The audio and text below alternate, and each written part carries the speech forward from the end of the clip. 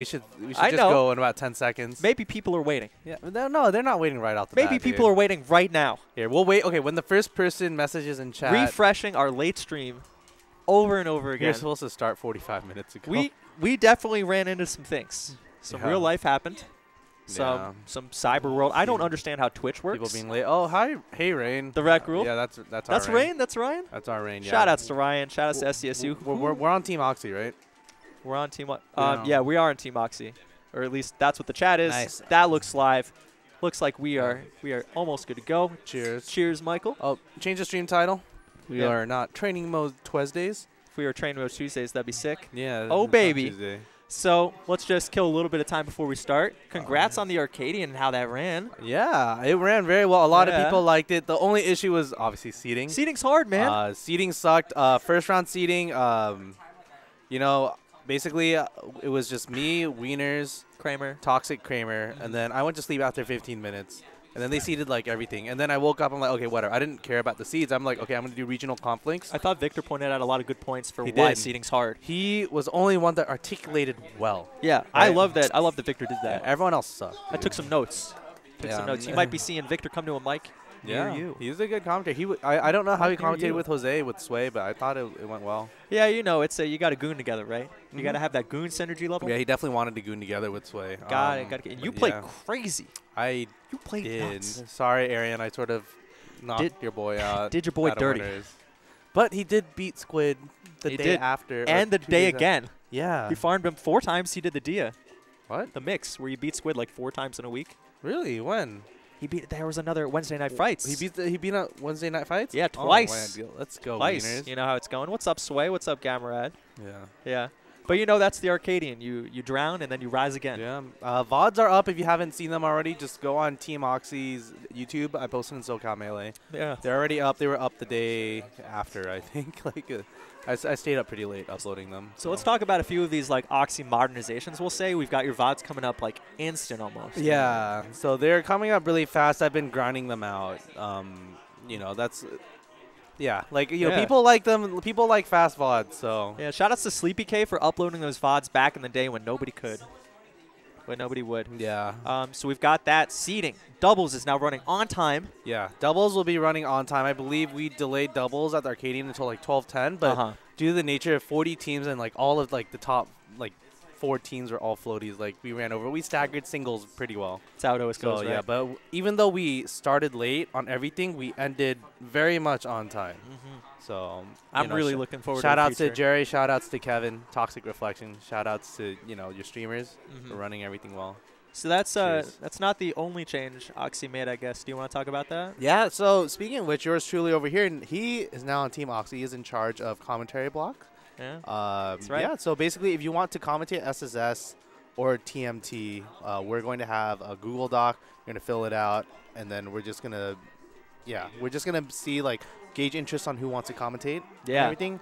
And then, you know, we have 2 streams. We have a main stream and a side stream, and we know that there's a lot of aspiring commentators out there. We got 10 hours of content we got to fill across 2 streams. If you want a shot, we've got a commentary application coming out.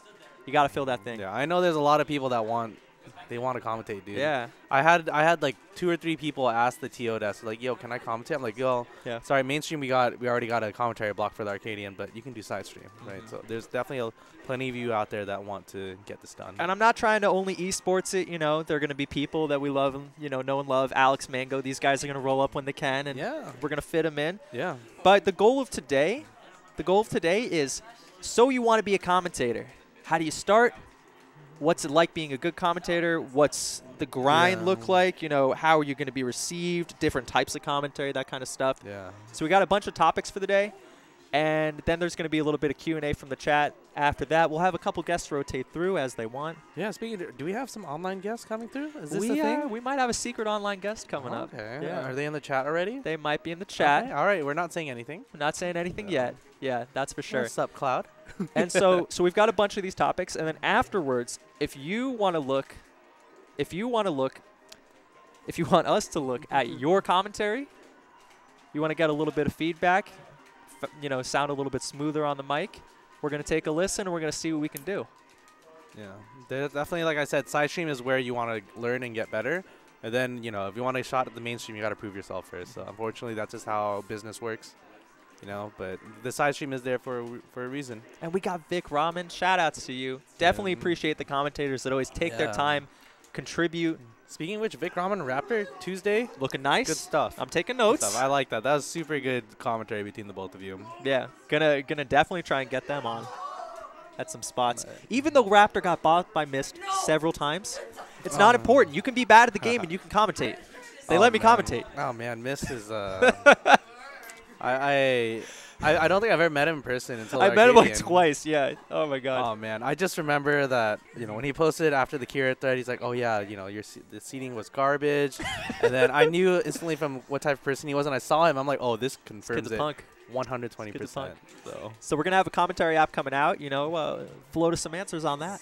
Yeah. Okay, right. so I guess what do you want to start off with, Chrome? I'm going to get started with, so you want to be a commentator, talking about, you know, why, pros and cons, what it's like coming up, some realities of what you're going to be faced with. You know, the difficulties that face you. Here, and I'm going to tweet out first. Yeah, go ahead. Yeah, do your thing.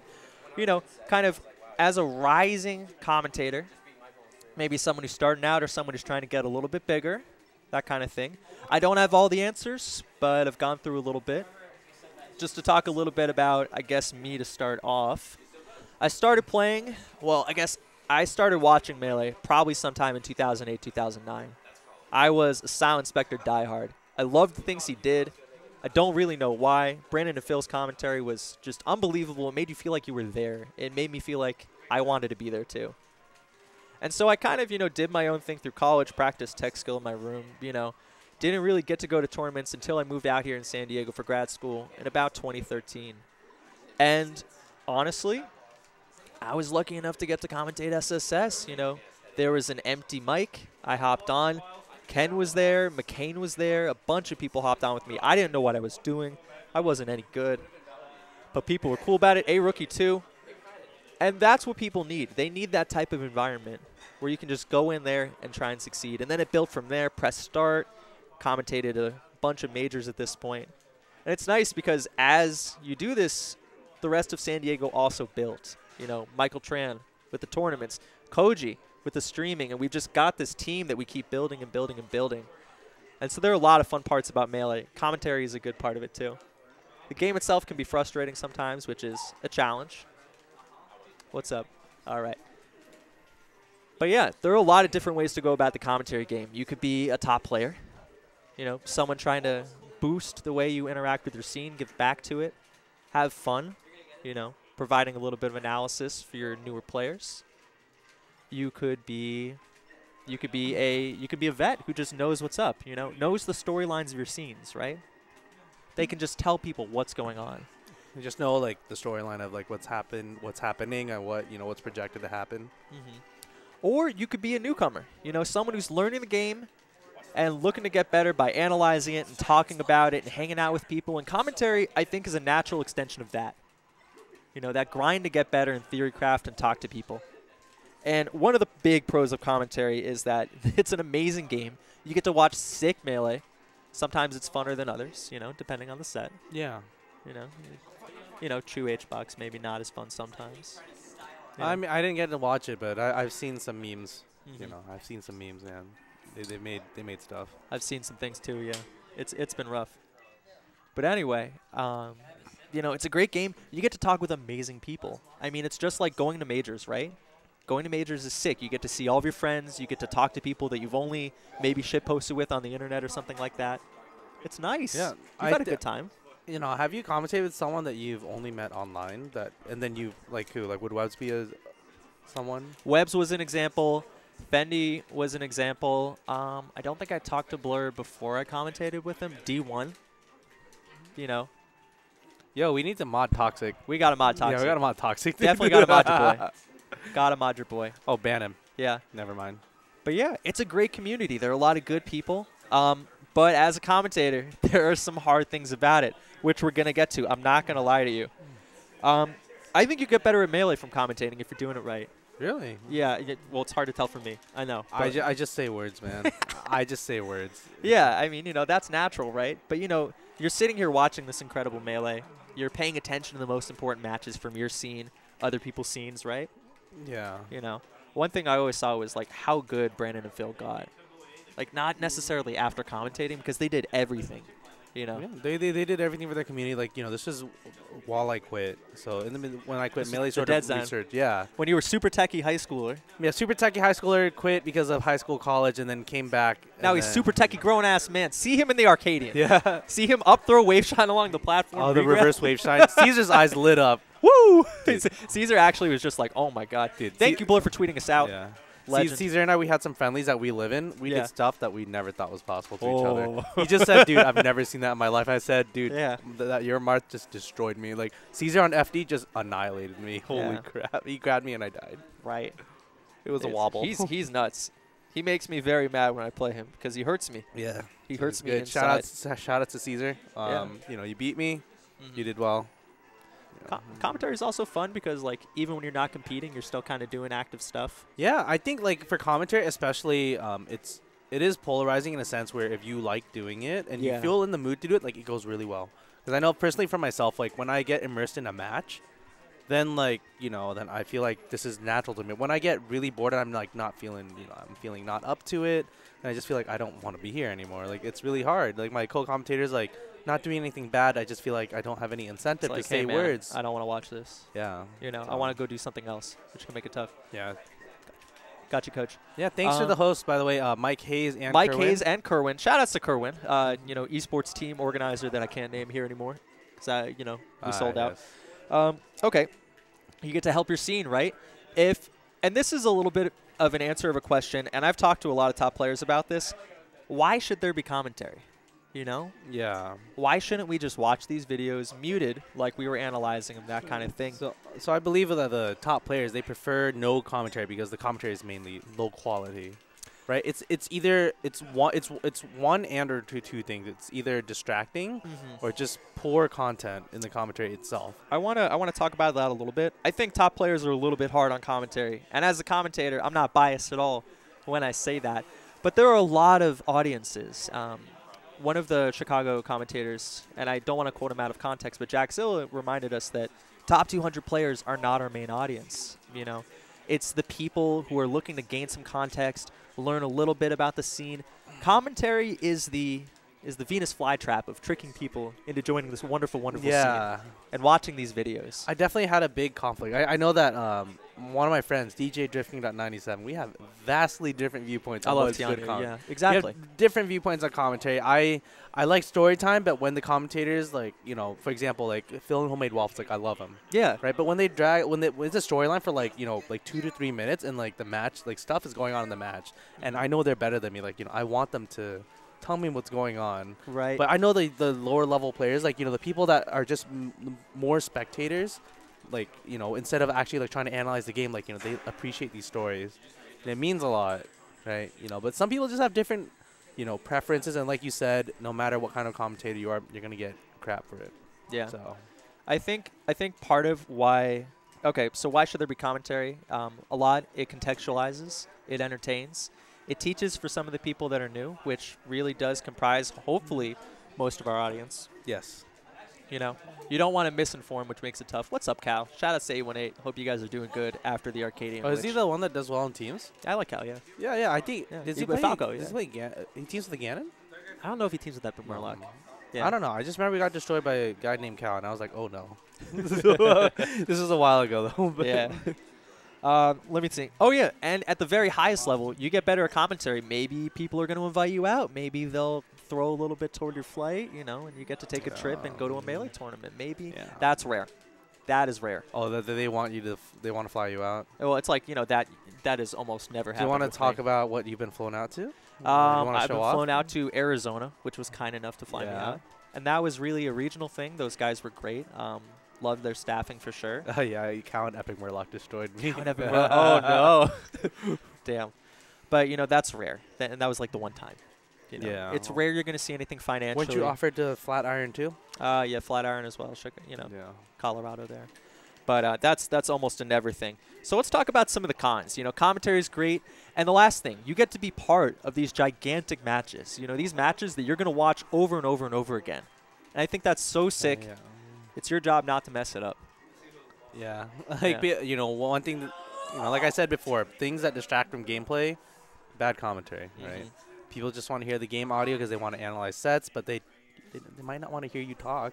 Exactly. You know, whether you're doing a good job or a bad job, but obviously more if you're doing a bad job. Like, it's worse. So let's talk about the hard sides of commentary.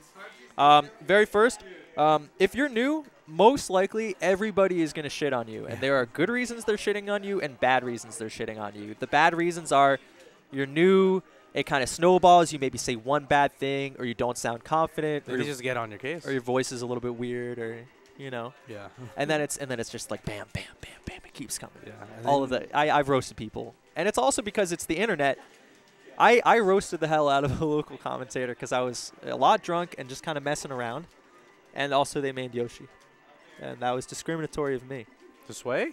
No, it wasn't Sway. It wasn't. It was not you. But anyway, he messaged me after. He's like, hey, man, that was like super hurtful. Like that really, because you're a person. I remember you mentioned this. I don't remember the name, but yeah, and it's just, you know, it's hard to remember sometimes. And I think it's like that for everyone.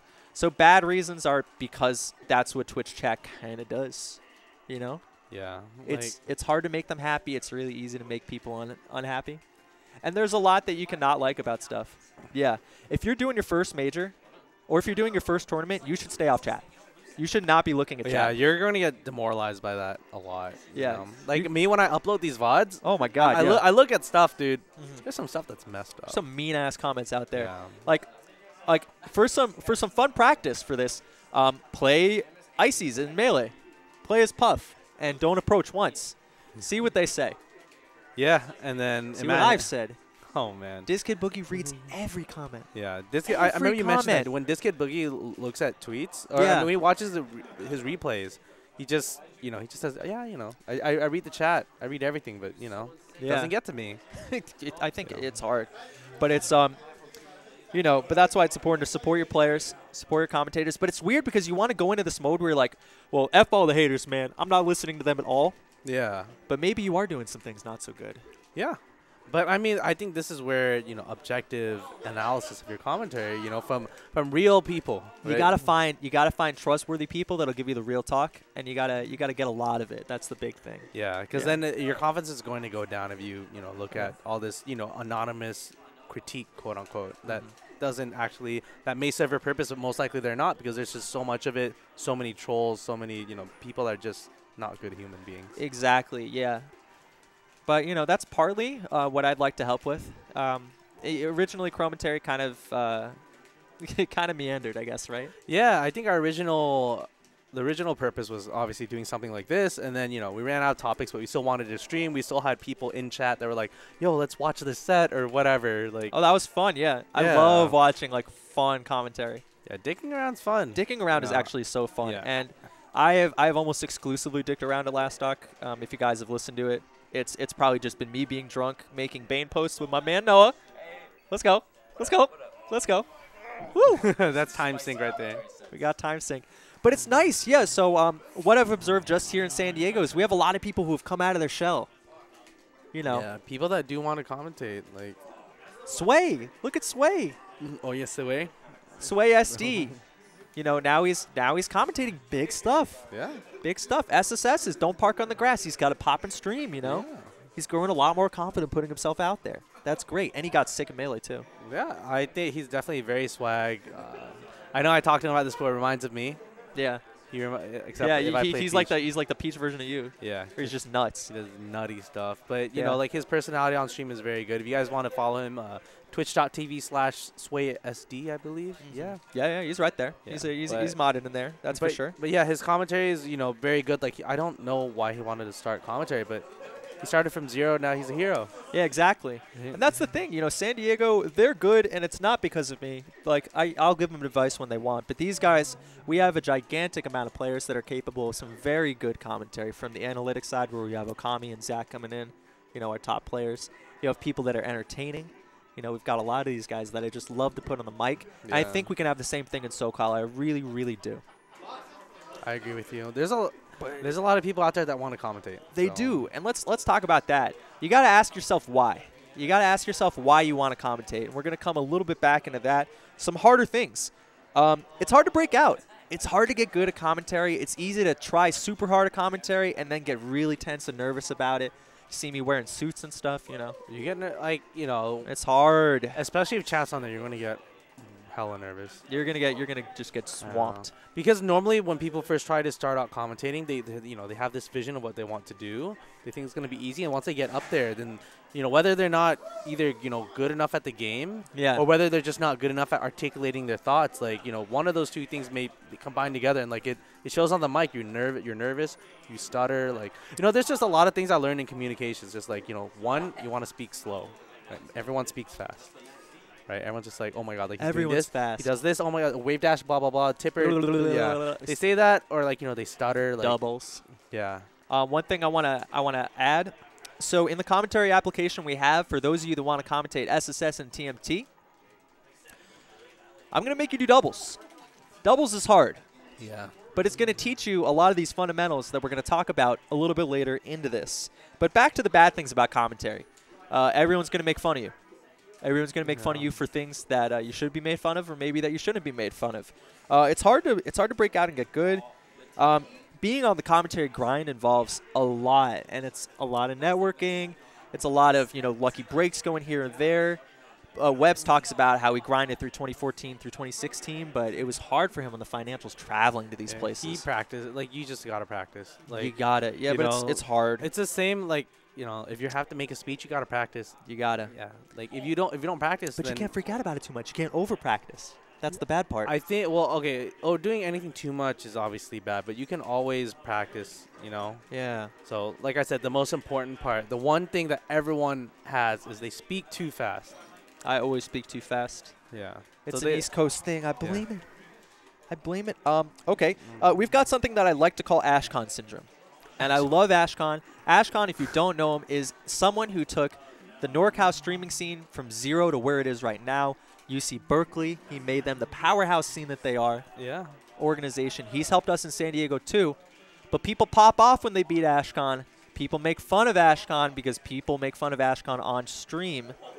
You're going to get a lot of notoriety, and people are going to mess with you because you're someone in the community and they can take a shot at you. They just want to do it because they're trolls. Like that's how it goes. That's a simple fact of life. Yeah. Like, even though it's good or bad, whatever you want to promote that, that sort of activity or not, like it doesn't matter. No matter what, this will happen. Remember that Ashcon tweet? Like, please don't pop off on me. Yeah, please don't pop off when beating me. Like, it's not a big deal. It's not a big deal.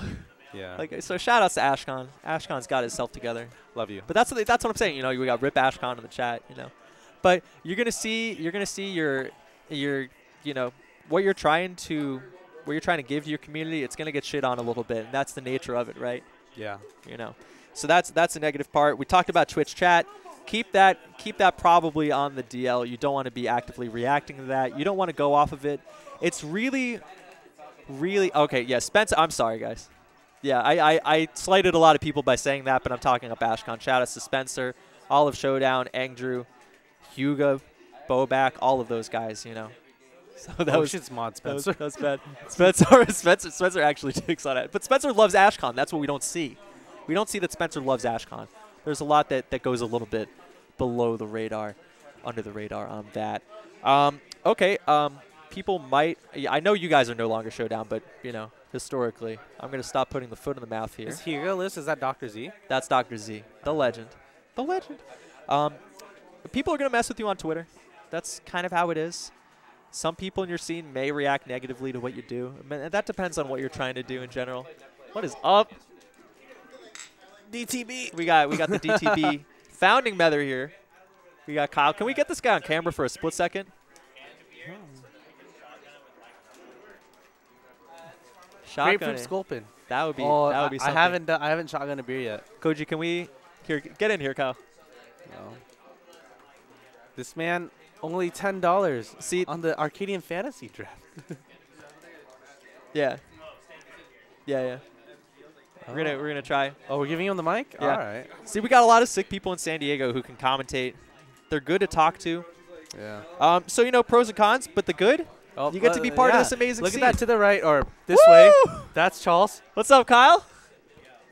All right. What's up? Too tall for this. We're getting lower. How you doing today, Kyle? We're doing pretty well. Doing pretty well? Yeah. Hey, move that mic closer to your mouth, actually. There we go. Yeah, that's it. Still too. All right, there we go. Yeah. Yeah. All right. Yeah. Now I don't have to quite squat down. Oh, that's money. Oh. Yeah. Those are some good-looking glasses, Kyle. Yeah. Thank you. I actually got these a lot. These are the glasses I've had for the longest amount of time. Like, I always lose glasses after I buy them. Like, go to the beach or something, just forget them there, or forget them at a friend's house. These I've had since I was about like We can hear 14 them on years our old. Yeah. And you bring them back. Yeah, it was Yeah. good. Yeah. Charles has commentated a bit. Yeah, So- we like it. So It's a good time. Yeah. How do you think of your commentary so far in the San Diego Melee? What do you want to do with commentary, Kyle? You know, I'm trying to get into some commentary. I'm trying to get deeper into that, see how it's working out. I watch a fair amount of it. It's interesting to me. I love the game. I'm not that good at it. Like, But, I want to talk about understand. that for a split second. I'm sorry if this is a little awkward. Sure. Kyle is good. Like, he knows what's going on. There are fundamentals. He has coherent ideas about the game that express themselves through his play. It's just that people are better, you know? Yeah. But that doesn't mean that Kyle doesn't understand and recognize what's going on. No. And he's super chill to talk to. Oh man, Oh. we got all the people up in the chat, dude. We got Dr. the- Light since day one, dude. Since literally day one. Dr. Light is shout out to Dr. Light, man. Dr. Light knows, dude. Dr. Light knows. I like to consider myself the the cool kid of San Diego. Yeah. The cool kid of San Diego. I wish I was that good, actually. Cool That kid's guy's a baller. nuts. He is a baller. Cool kid? Cool kid's Oh, crazy. yeah. Wow. All right. What a G. Yeah. But yeah, so like what would keep you, I guess, from like trying to break in and being like, you know, like a bigger commentator in SoCal? Like what, you know, when you think about it, like maybe Basically opportunity. I'm just trying to get out there to more events. I used to work almost every single weekend, so I wouldn't be able to go to more of the bigger events because those were always on the weekend. We were in a breakfast Yeah. restaurant, so Right. Saturday, Sunday I was never available. that's a nice restaurant, dude. It was, it was Yeah. pretty nice. Yeah. It worked out for us. But now I'm trying to go out to more tournaments. I just went out to this last SSS, the Arcadian. I was out there.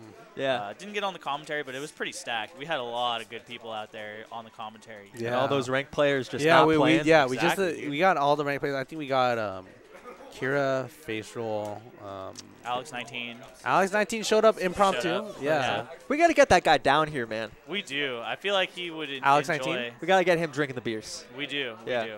So we're about that. You Yeah. are the founder of DTB. Tell us I am indeed the founder of DTB. about the message that you want to send with DTB. You know, DTB is just a worldwide organization that's here to represent enjoying the beers Drink these beers. of all the communities. You know, there's a lot of local beers in a lot of different places, and you just got to enjoy them. You got to drink them. Just like players. Yeah. Just You have like to enjoy players. the players, and you just have to drink them Yeah. up. Speaking of which, you want to start your own brewery, right? Yeah, something Well, along that vein. Way down the road. right? At some point, I am planning on starting a brewery. That'd be good times. I think much will fun all- will be had by all. We will all die when that Yeah. happens. Yeah, I mean, it would be a glorious death, though. It's up to Hi, Pharaoh. Safaro. Glorious death. So what I wanted to bring in is that if you fill out this application and you've got some stuff, or even if you don't got some stuff, we're going to try and get a situation where we can schedule a lot of at least the early parts of SSS. So you know when you come up, you'll have a spot. And I think that'll help people.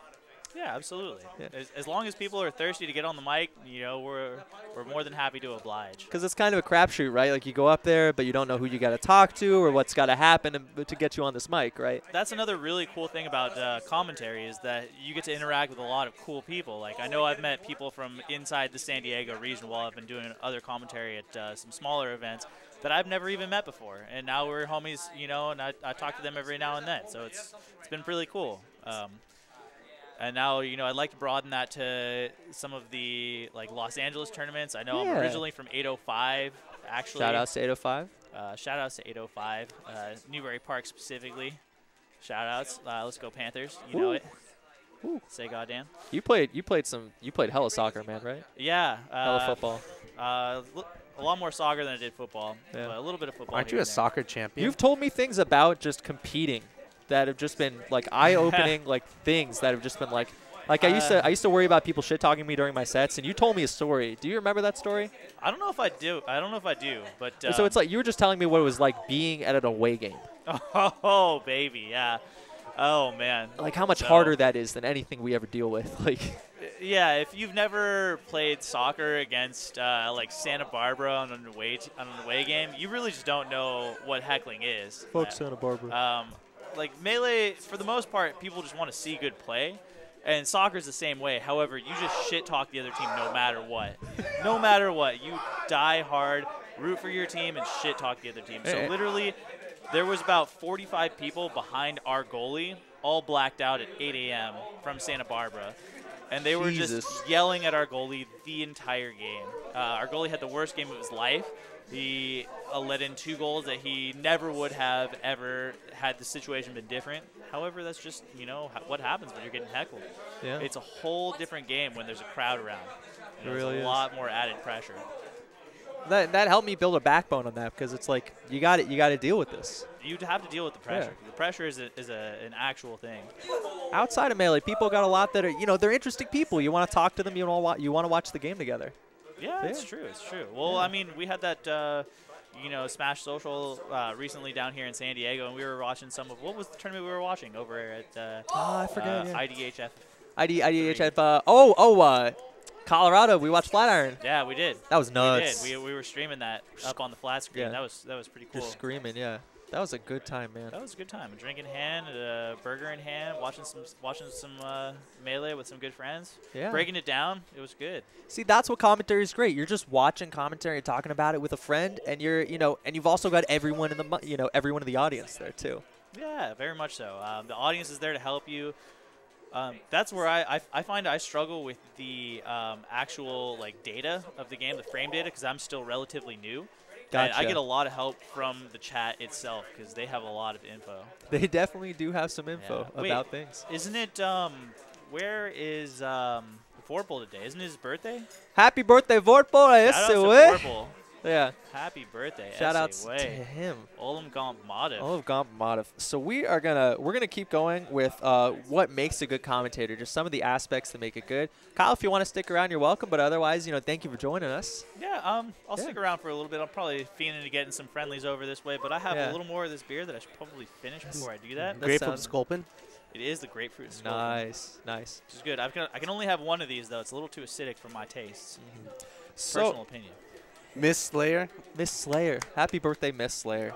So let's talk about what makes a good commentator. I'm going to list a couple things, and I want to kind of see what you guys think about it. Yeah. So one thing that is a little bit understated that the other games are really good at, you'll see people who come from other things, other disciplines, maybe other games, or in Webbs' case, a communications background.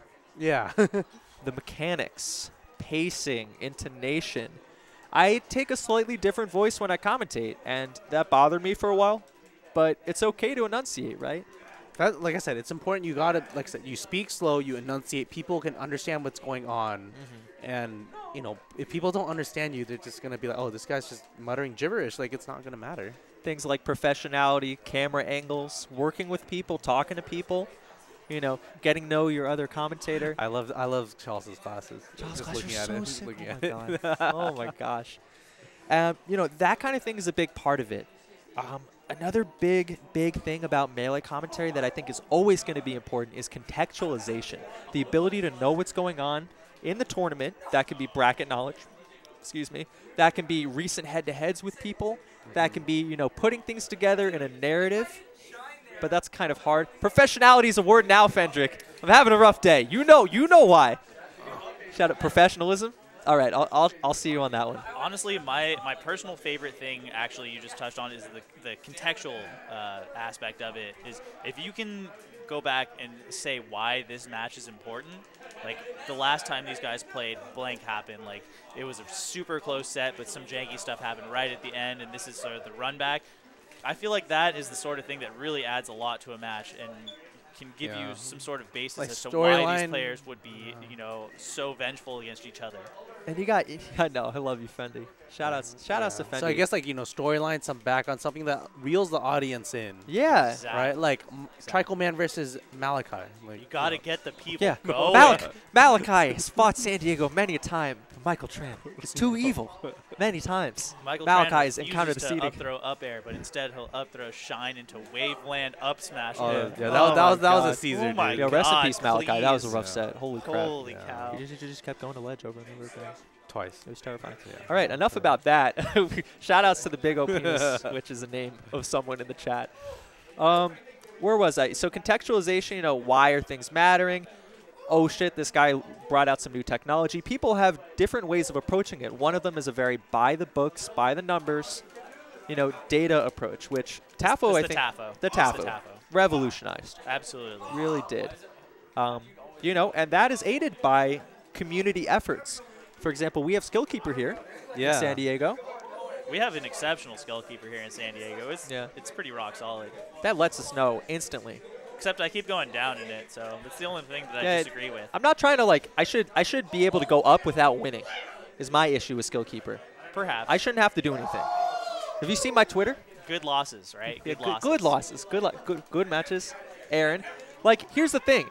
Aaron, Mewtwo Queen, unbelievably talented player, does ridiculously technical things. If he's on the stream, people need to know where he's from, why we don't see him, who he is. It's also, doing the players a credit, right? For the most part, yes. Yeah. It's a yes and a no. Depends on situations. Like with Aaron, I think it's always doing him a favor because that dude is ridiculous. Holy cow. He has no exposure. He has zero exposure, but he's a monster. He's an absolute monster. He really is. But is this Mario Party? But you can't just know your own bosses. You got to go talk to other people. You got to stream Monster. You got to talk to, to be someone up in the, That's what the arcade really showed us is you really got to go around and ask people who's who.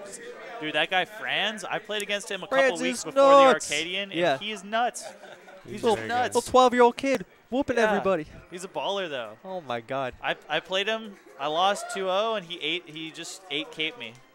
Oh, he can't. He ate candy. He caped, yeah. He 8-caped. So passion is a big part of what makes a good commentator, but it can't be faked. You got it. You got to really feel it in your heart. It can't be overdone. That's the thing. Some people get really into it, and then it feels fake, or it just feels like it's too. People laugh at it. I don't know. When I think of passion, I think of two people. I think of Bobby Scar Newman. And I think of the Crimson Blur. The Crimson Blur. Yes. Oh my God. What's going to happen? I consider the most hype when it comes to Melee. Why? Because they really are just hyped about Melee. That's true. They love this game. They Bob really Money, love when this he screams and he goes, woo! I love Bob Money, and he's a genius. He is a genius. Yeah. That scream is actually super money. Should we address that? Yeah, we're going to take questions during this, normally toward the end of the kind of summary scenarios, but we're in the middle. But we got Alec, the Big O Penis, a.k.a. Hung Daddy 12 Inches, a.k.a. a lot of other names that I would not like to think about. How pressured do you feel to fill dead air? That's a great question. That is actually a really good question. Honestly, a lot of the times I let the Melee just speak for itself. You can do that. You can just keep a conversation going with the other guys, if you want. You should never feel pressure to do it. Sometimes it just happens. There's a lull in the conversation. You just let it keep going. Yeah. If there are a lot of pieces of dead air, you got to look at why, though, right? Yes, very much so. Do I not know anything about this? And then I think at that point, it's when your skill level at the game definitely goes in there, or your knowledge of the game comes in. If there's stuff that that's not high action, nothing high pace, and not even that. Really? It's not only our knowledge as Fox mains, because we're all Fox mains. Let's go, baby. That's true. We gotta know Peach Marth. We gotta know Puff Luigi. We gotta know Samus should be banned.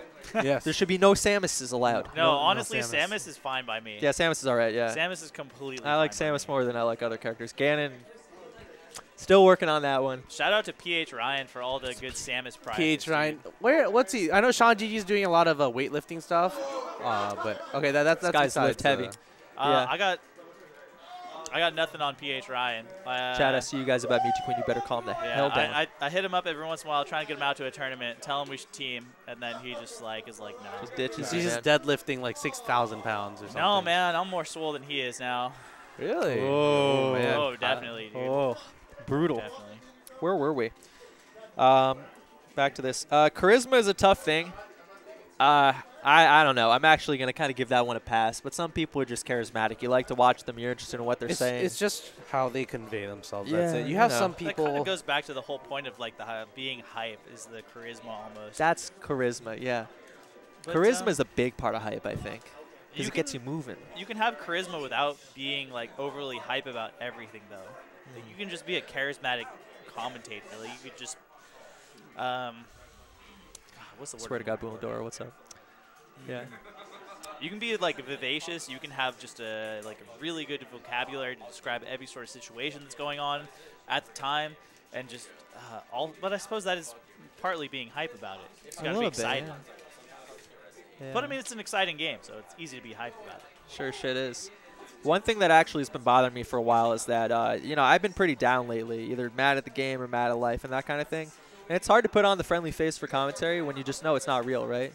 Yeah, but that's why we have DTV. That's why we have DTV. That's right. Indeed. But drinking those beers. Life's going a little bit better for me. That's a different story. That always helps with the hype factor. Yeah. Always. But so the thing about charisma is if you start worrying about your charisma, oh no, it's already gone. You're gonna freak the fuck out the whole time. It's gonna be terrible. Yeah. And it's just one of those things that's like soft skills. You just kind of slowly kind of. It's bad because like the rules are like be attractive, don't be unattractive, and I'm not saying I have it or anything like that, but it's like like no, but I mean it's a similar thing to like when you get into top 32. It's like you don't concentrate on not being nervous because that's just gonna make you nervous. Yeah, you're gonna shit yourself. That's exactly. how it goes. You just gotta go with it. I've pooped and many chairs. That's the same thing with commentary. You just gotta go with it. Dude. It's just gonna happen. You definitely have to take the L's early on. You got to take yes, L's. There are going to be many an L. And you got to keep coming back and chilling with them. Yeah, so just telling you guys what's up. It's a Smash Fest at the GLG house where we host Last Stock, where we're going to be hosting these a little bit more often. Let me fix this. Yeah, so it's a little bit of a venue fee, and that's about it. Yeah. Yeah, $2 because we fire up all the setups. Everyone's having a chill We're time. messing up these guys' house. But let's if be you real. bring food or drink to share with everyone, we will waive that venue What is fee. up, dude? What's some up, of the Eric? homies brought a bunch. Yeah, dude. I think Remy brought me. Where is he? Remy way, brought me shout my, outs to you. Remy You're a brought legend. my favorite drink as of yesterday night. Wine. We learned a new way to drink We learned a new way to drink Trap, wine, man. dude. It's a trap. Speaking of May the 4th, it is definitely a trap. Crap, yeah. I did pre on a stream. I almost made a super spicy a tweet? MS Paint, like a second one specifically for this event. It was really close. I would have should have done that. That would have been great. The reason I put a stream on for this particular workshop. So do you want to talk about that yet? About all the Twitter stuff that's happening, or do you want to wait for? A little bit? Okay. I'm gonna get to that. A little bit next. We have a couple more points here that I have. No, Dr. Z, I did not butt chug the wine. I did something even better. It was kind of like butt chugging the wine. Shut I'm up. not gonna lie. I will show it to everyone in chat. I must admit that I've always had this fantasy of having either a wine bottle or a ceramic beer bottle. And you drill a hole in the bottom of it, and then you cork the top, and you just shotgun it. Oh, no. That's no. right. I'll die. That's right. Shout outs to San Diego. Hey, guys, you're on camera. Yeah, you guys say hi. Hi. Say hi. Yay. Tino, say hi. Tino, try not focusing on comboing the fast faller for once in your life. He can't. Oh, that's Pterophractal. Tino's trying. Hi, Cameron. Tino's trying his hardest right Hi, now. Cameron. Pterophractal. Tino. Uh-oh, Tino.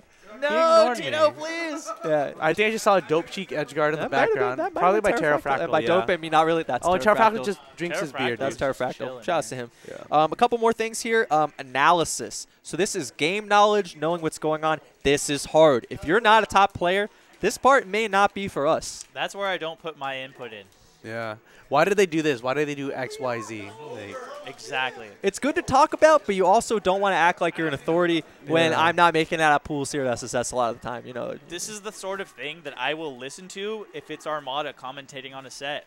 I will be like, yes, Armada, he did do this because of this. And yes. I will listen exactly to what you're saying because he definitely did that. He's definitely not wrong. And I want to go real talk with the other side of this, which is and not to shit on Florida, because I'll shit on Florida. Don't get me wrong, I'll shit on Florida, but not to shit on Florida. There was just a part where I was watching Lasozi and Steele do top 4 doubles, which is a hard assignment. If you're not one of the top guys and you're not a doubles god of commentary, Blur featuring Blur, yeah, my man Nicholas M. Witter, these guys, Reno, McCain, people that have been doing this, D1, it's a hard assignment. And, Twitch chat's shitting on him, which is what they do, right? I don't think they're bad. I kind of like them.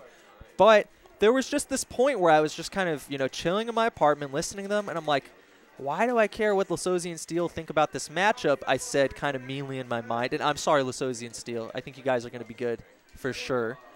Keep grinding.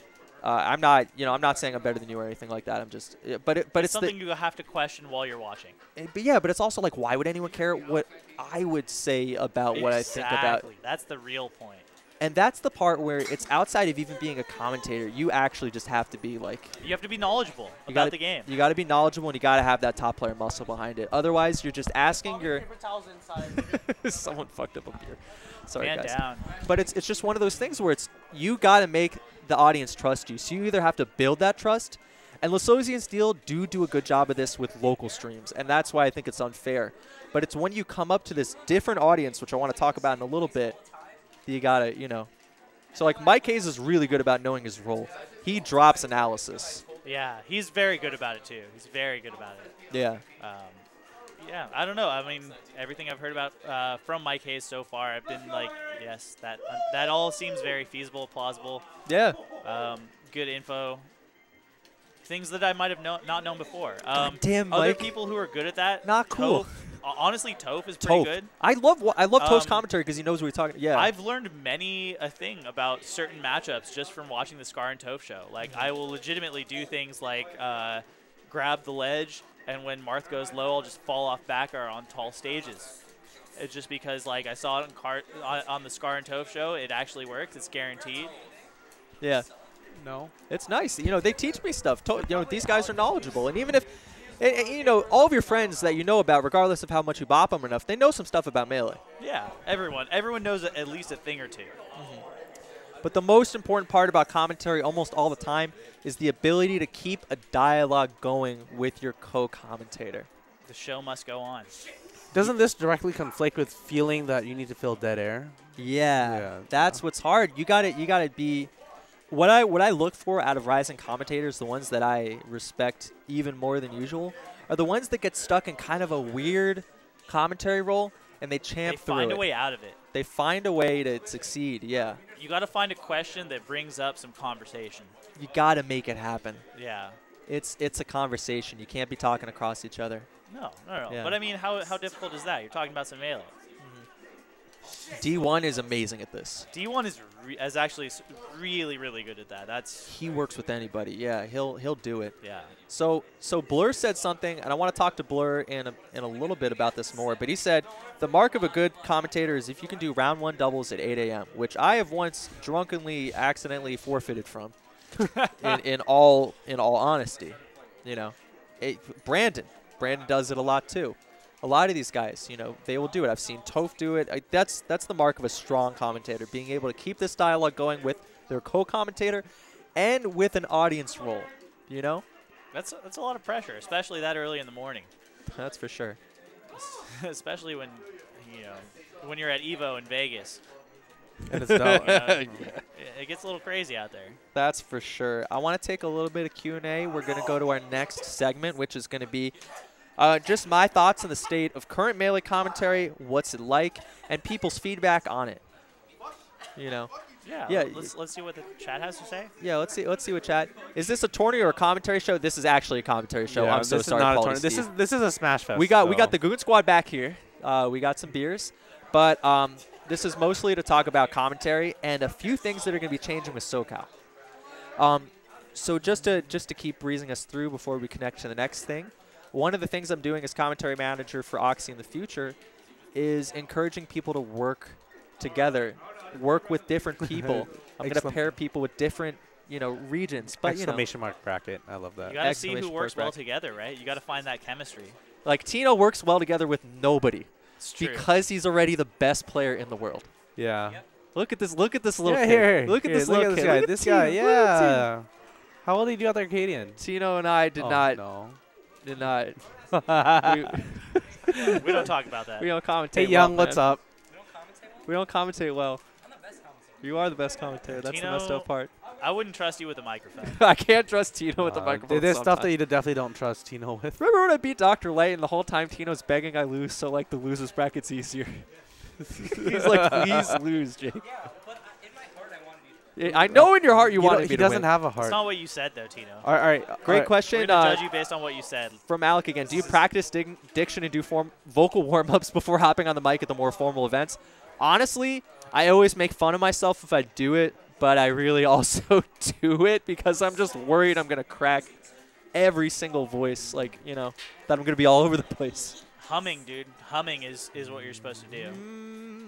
Yeah, humming is, well, I don't know. I grew up doing a lot of choir.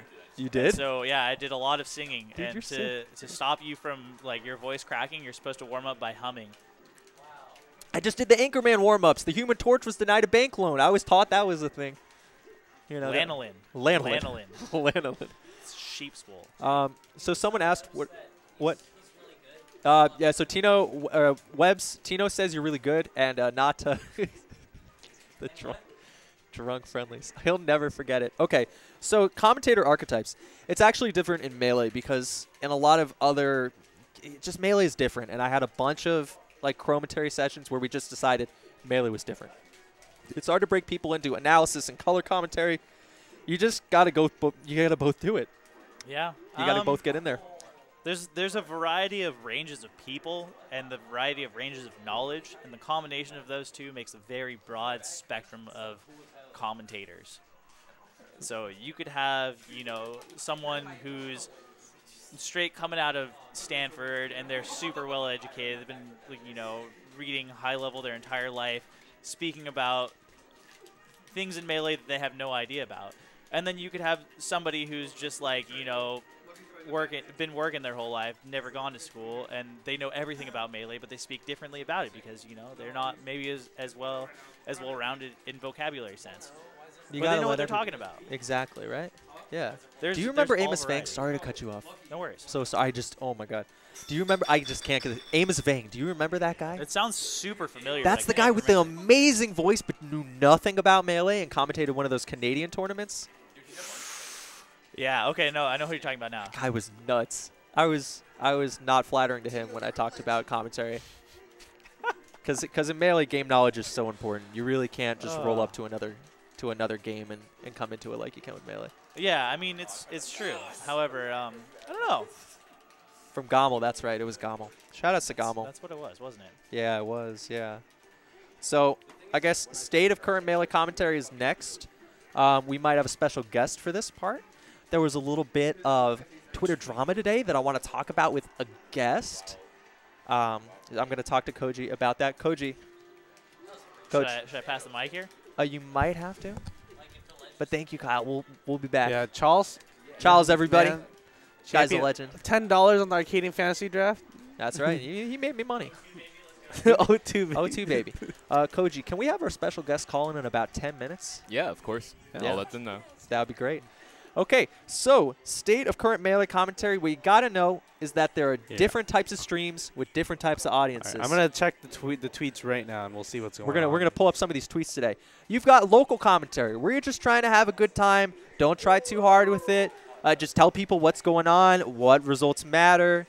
You know, you want to make people watch your local scene. You got to draw people in. You got to take your viewership from 5 viewers to 10 viewers, from 10 to 20, and then from 20 to something a lot bigger, some number that I don't know because numbers above 20 I'm pretty sure don't exist. Those are big numbers. That's right. Thank you, Noah. So that's, you know, your job for local. You're building your stream culture. It's almost more akin to streaming for small events. That would be lovely. I would love to chill with Webs. Then you've got, you know, closer to regional commentary where you're kind of expected to do a good job on the professional side of things. You know, more mechanics. You're going to commentate with people you don't know as much. You're going to commentate players you may not know as much. You got to do your homework. And you just got to keep grinding and understanding what's going on with the scene and how to contribute to it. Nationals, top level. The stakes are on. The viewership is in the thousands, tens of thousands. One wrong thing you say can end up in a horrible, horrible place. You know, one of these lovely montages, but a good thing. A good thing can go somewhere. I'm pretty sure me saying we take those is still SFAT stream notification, even though we're not friends anymore. We're still friends. I still hope SFAT's my friend. No friends? No friends? No more friends. He is your friend. He is my friend on Facebook. You were his first SoCal. I may have. Yeah, exactly. That might be possible. So, you know, but that's where you come into contact with the most viewers. That's where the big money is held. That's where, if you make fun of Mewtwo King too much, he's going on Twitter and he's roasting you. That's where Armada is going to be unhappy because you're not actually giving him props, you know? That's what people see the most. The standards that you're held to are very high. Not only things that you do wrong will be criticized, but things people think you do wrong and then are repeated into an echo chamber are also going to be, you know, they're going to get you for that. Okay, so this is definitely from D1's Twitter, I think. This is from, and this is, I guess, the main big talking point for the day, the big thing. And I want you to pull up this tweet for me. I'm going to read it, or do you want to read it? I'll read it. So D1 tweets today, and I had a tweet kind of like this a while ago, but it was a lot more memey. Okay, so he says, in order to be a good commentator, I think 100% you need to be a player first. If you didn't play the game competitively, at some point, stop. And now we want to assess the validity of the statement. Yeah. Which I believe it is true. You need to be at least play the game, experience, you know, what other people are experiencing. But in terms of providing high-level analysis, some people, they have talked about, you know, you have people like, I know someone mentioned, Webbs and Chroma, like they're not the best players at the game, but they study the game a lot. Right, and then that's equivalent. League of Legends, Monte Cristo. That man is a legend. But Monte Cristo also played the game competitively, right? Yeah, but he's not near the best at all. Yeah. You know? Okay. I get the point where it's you don't want to just to commentate is hard work. You have to know what's going on at the very least. You have to know your scene.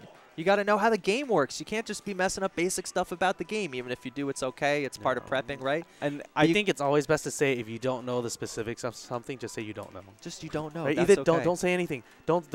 False information will get you roasted so fast. Monty's like silver gold. Thank you, Kale. So Kale, Eric from Stanford, solid Fox for sure. He says, how do you prep for regionals, nationals when you might not know a lot of players in round 1, round 2 pools? And Vic actually has a great answer, which is talk to people in the scene, especially at regionals. You can mess around a little bit. Knowing your scene is so important for regionals. Players, VODs, nationals, you're going to not recognize some people. And what you got to do is you got to give them a little bit of the benefit of the doubt. Some things that you can do, the great thing about nationals now is they're very scheduled. People on the streamer side, on the TO side, and on the stream runner side who pick the matches, you coordinate, right? We know which round we're going to get, and we can look at the pools, and we can look at the top seeds, talk to people. You know, you've got to get out there, and you've got to network, and you've got to, like, watch a ridiculous, unhealthy amount of Melee, really. Yeah.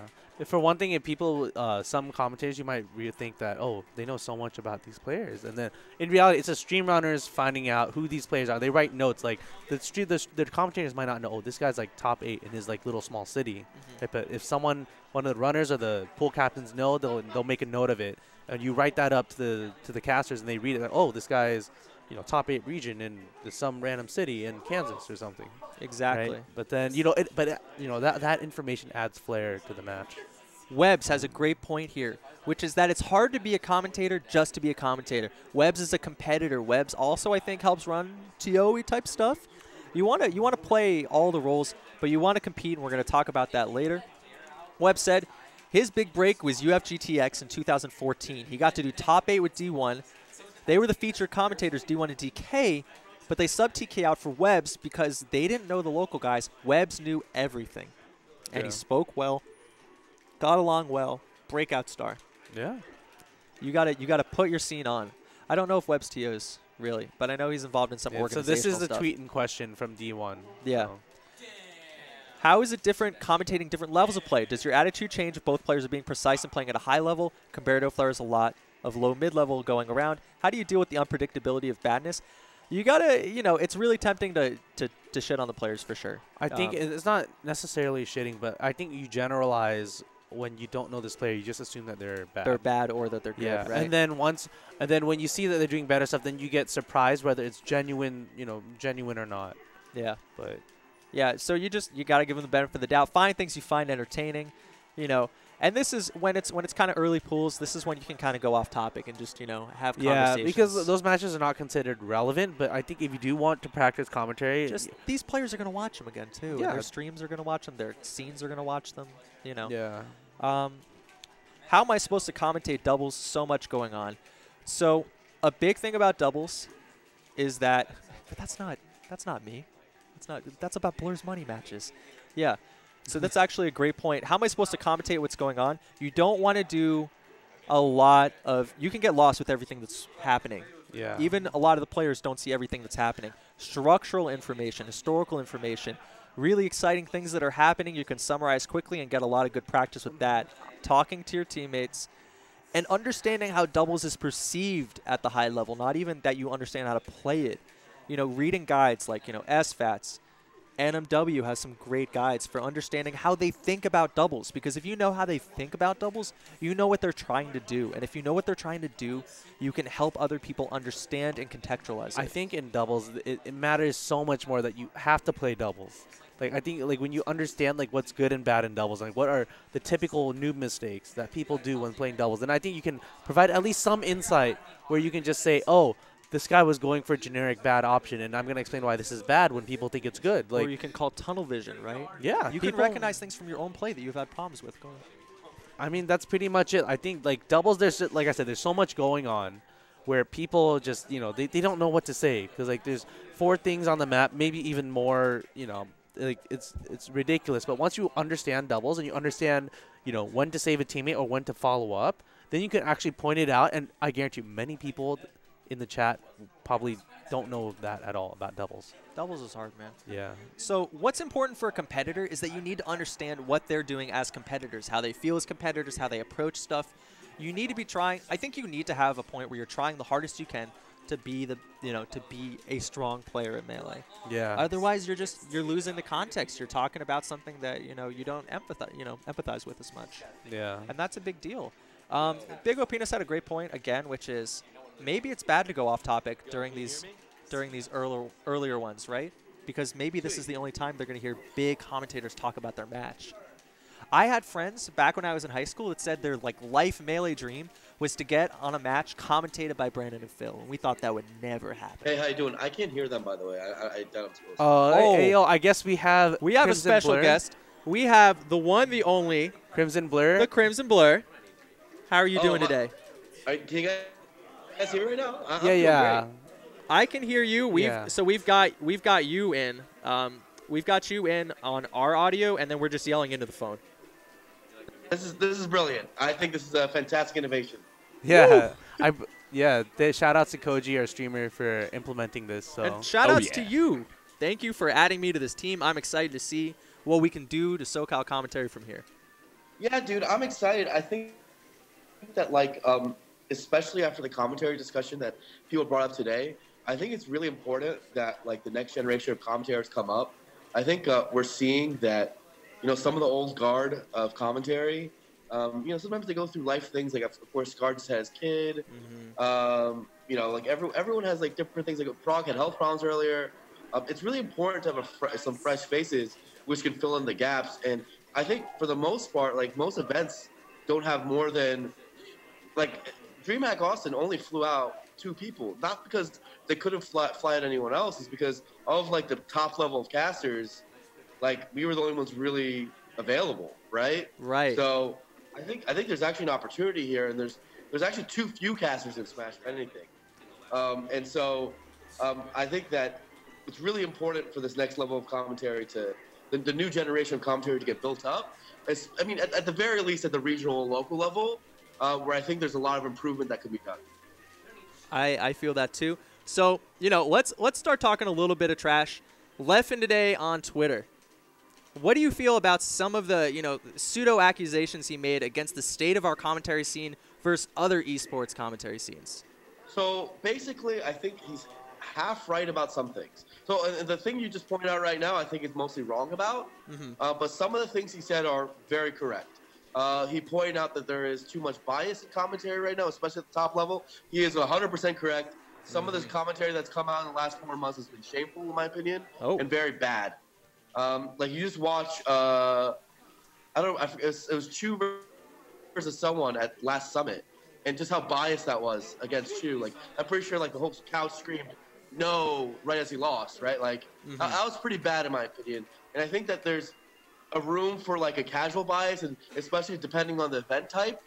But when it goes too far sometimes, right? So I think that's bad, and he's right about that. I also think that, in general, most of our casters don't have the good game knowledge for floating matchups and certain characters. So it ends up being a really simplistic discussion, and doesn't really relate the depth of those characters as well as they do maybe for, you know, their main in general. So I think, you know, some of that's like Melee is really hard. So he's right on that sense, and I think he's right about those things.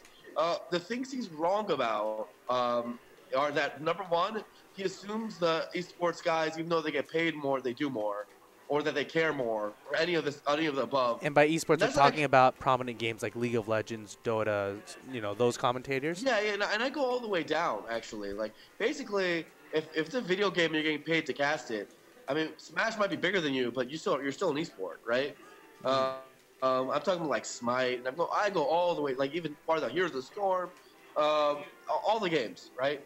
Hell, it could be a Clash Royale tournament. It could be, you know, this today, Player Underground Battlegrounds, a 128-man tournament, right? Like, this is technically esports, and these are technically people who are taking gigs to be casters, right? Vainglory is an esport. Like, all these other games, Rocket League is an esport. All these other things that we don't actually often think about as Smashers. We're always just looking at Dota League, CS, and all that, who have had a lot of time to develop. But for the most part, if you look at like where we are as a scene, I actually think we're still, even with all those complaints, we're actually quite a far bit ahead of many games in terms of commentary, especially in the game knowledge department. It's hard for us to evaluate because we don't actually play the other games at a high level. But I can tell you for a fact, like, literally talk to any player of those other games, and the guys that we're revering just because they hit our demographic very well. The new player, the approachable, they're very approachable for us.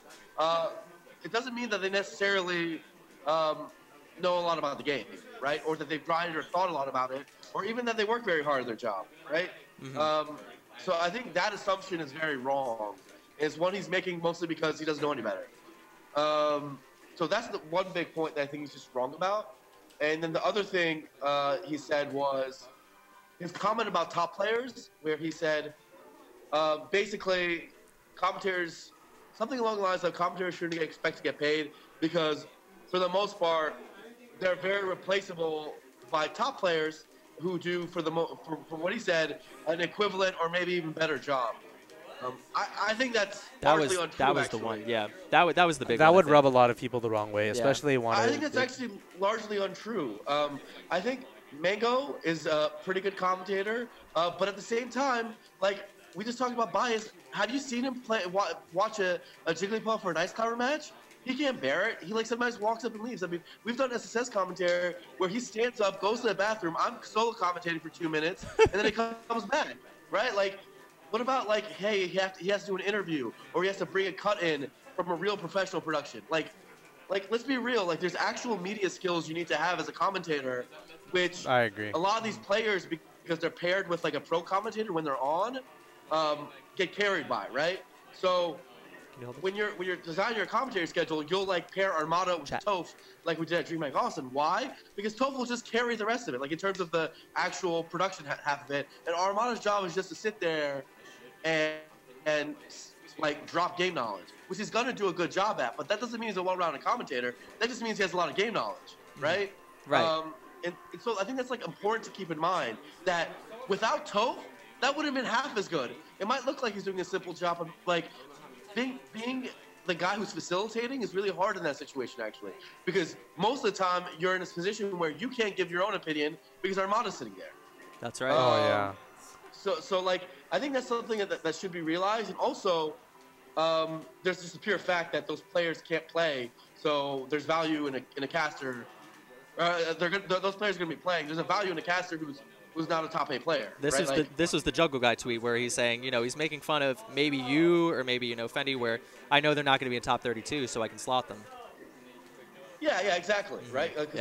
We won't enter even, right? Right. And it's genuinely important, but it's not the only reason, right? Like the truth is that when you first go on casting, if you're a known name, your reputation and your fans will really enjoy it, and they'll probably make a bunch of Reddit posts about it, right? Right. So if you're Armada and you have a bunch of subs and you have people who watch your stream, and you know you do a good job or a passable job or whatever, your fans are gonna like it no matter how well you do. That's the first thing. Who's gonna make that Reddit thread? That Reddit thread is made by one of his subs probably, who like Armada already, right? Who like him as a player, and ancillary, they like him as a commentator, right? Because they just like him. And so it's important to keep in mind that, like, what you should judge your commentary off isn't Reddit. It's not even Twitch chat. You should judge it honestly based on, mostly based on what your peers say. I think it's like usually the most important thing, because as important as that other feedback can be, is usually coming from a hardcore audience, right? Like the guys who post on Reddit are not the whole community, and they're not even a fraction of the whole community. What they probably are is a very hardcore subset that are really particular about game knowledge and are really appreciate the fact that Armada taught them something new, right? But are they like the 50-year-old mom and son combo who just happened to watch a Smash Brothers stream and became fans? Like, you might not think those exist. Those exist, right? Like, we're not just marketing to the same people. So I don't think Leffen is necessarily a target audience for the optimal cast, right? Like, Right. I don't think that's what you're really supposed to be going for anyway. So, like, these are the things I keep in mind and where I disagree with him, but I'm happy you open the discussion. Right. We hit on a lot of good points there, actually, about meaningful feedback from your peers, about what audiences, commentators go for. I have two more questions. Number one, top players definitely do have a role on analysis and entertainment. Is there any sort of future where we have some sort of pre- or post-game analysis desk that maybe works a little bit differently than Big House 6? Dude, our Big House format was god-awful, but we learned a lot. You guys did good, you know. We tried. I honestly didn't know what I was getting into until like a few hours before, so we tried our best, man. You guys look good, though. We looked good, dude. The suit looked fucking fire, and it got on top of Reddit, so they did. We're happy about it. But the point is, I think we gotta explore it and think about how to lengthen our content total without making it filler. So one of the big pieces of analysis from my side, and I care about viewership and community growth a lot, is that despite what everyone says, Big House 6 was actually one of the most successful viewership events of all time. Sure, it peaked at a little bit above the year before, but the peak is not what I'm looking at. I'm talking about minutes watched. I'm talking about total hours consumed of content. Mm-hmm. And because it was like a longer top 8, and because there was more people ended up watching Big House than like almost any tournament. I know that sounds weird to people, but Big House was extraordinarily successful in that sense. And that's actually one of the main reasons, if you just look at the math behind it, why games like Dota and League have succeeded over time, and CSGO as well. If you look at how long a CSGO match is, how long the League match is, how long the Dota match is, how long the broadcast for the top level is, it's much longer than Smash Brothers, right? Mm-hmm. We can't be in a situation where the only valuable content we have is 2 hours, right, per event. We're not strong enough as a community to be able to grow that way.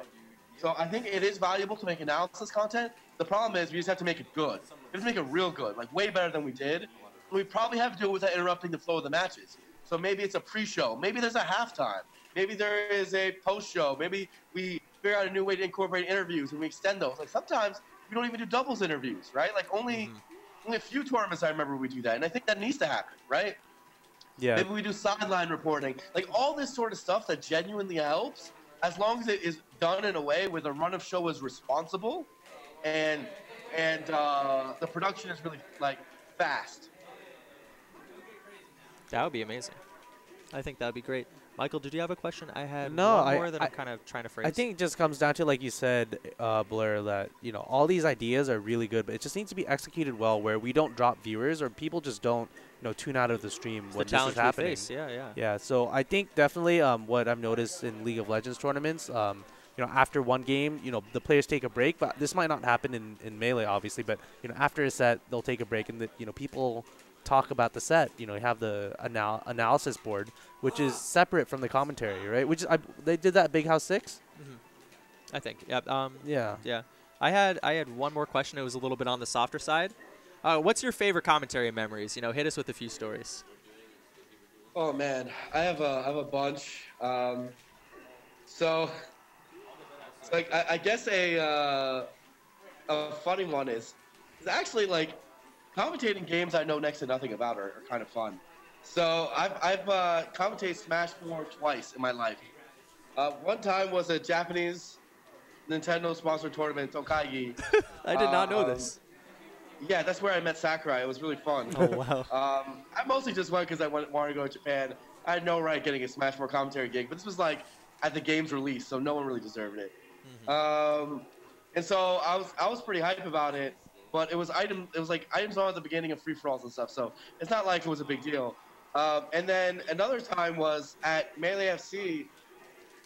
Gimmer was like, he had to like take a break or something. Oh no, he was actually in the tournament, so he made it very far in doubles. And so the Melee FC was a doubles customs on Smash 4 tournament. Oh, was this when Gimmer was broken?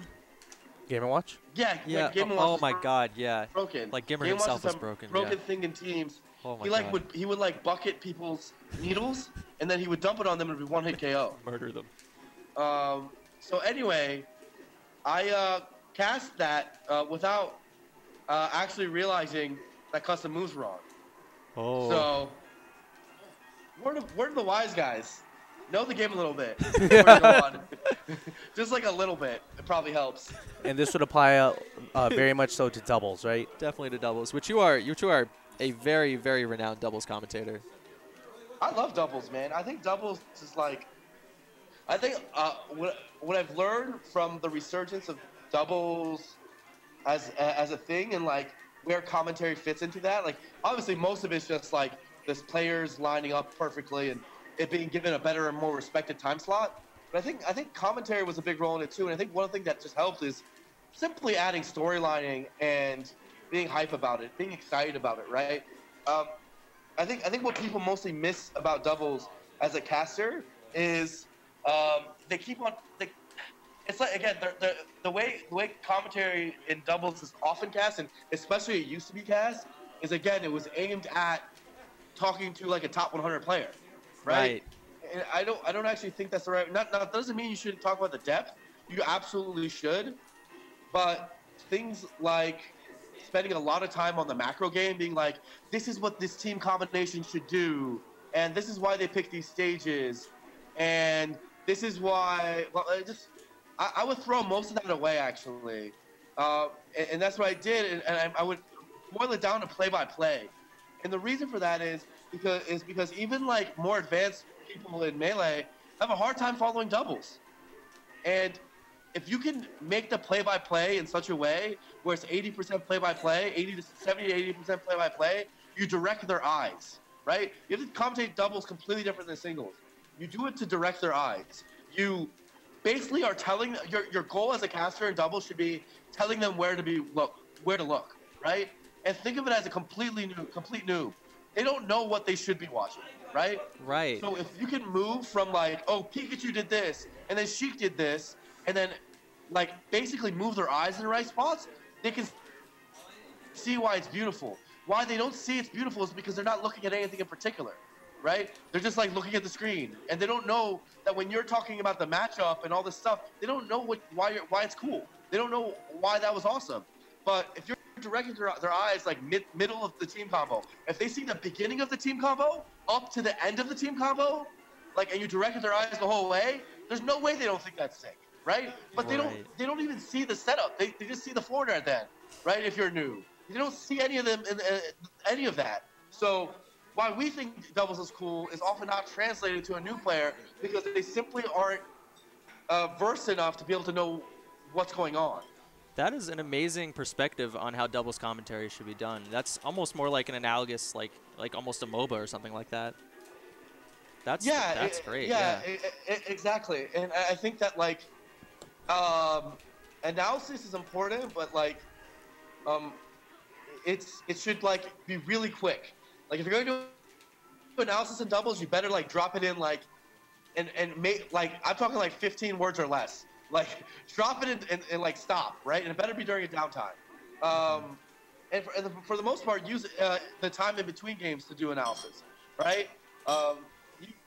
After a doubles match ends, you better be talking about stages and all the matchup crap you want. Like the matchup stuff should be left to before the set and should never be talked about again, for the most part. And then after the game, you should be talking about stages for like maybe 20 seconds, 30 seconds, and then drop it right there. And the rest should be play-by-play and storylining and explaining to people why it's hype. Like, if you're not doing that, you're not telling people why they should watch. Great actionable advice there. Last question, and then if you want to take some shout-outs. Most underrated commentator right now, in your opinion? That's hard. Most underrated commentator. That's interesting. Think about whose ego you want to inflate. So, hdBryan. you know, you said hdBryan, but I'm going to be serious. Yeah. I think he did a really good job at Arcadian. I loved it. Yeah, he did a great job. I thought he did. It's very difficult to commentate with Alex. And I say that with love because I love Alex, but he can be very difficult to commentate with. Shout out to hdBryan. He handled it so and well. Brian Yeah. rolled with the punches and kept it funny, right? Like, that's all Alex ever wants. Alex wants you to, like, fight back, and he wants you to, like, joke with him and all that. And Brian did that, and I thought that was really impressive. He did a really good job. And actually, France versus Kobayashi was freaking hype. That was like nuts. I loved watching that, dude. That was so sick. So I think Brian did a really good job. I like hearing you cast Chroma. I like hearing Vic Ramen cast in the SoCal bunch. Those are like my three that I like a lot. In terms of other people that people need to be looking at, I'm just like trying to think of regions. Yeah, it's tough. In Europe, I think Maya should commentate more. Oh He's yeah, one of the better analysts. I love talking to him about the game. He's pretty smart about it. Very friendly, yeah. And let's see who else. I'm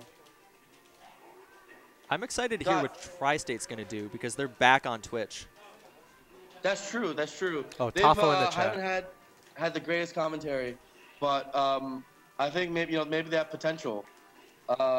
So it's important to think about. I'm probably missing a ton of people, and it should be noted, by the way, guys. Foreign language commentary is important too.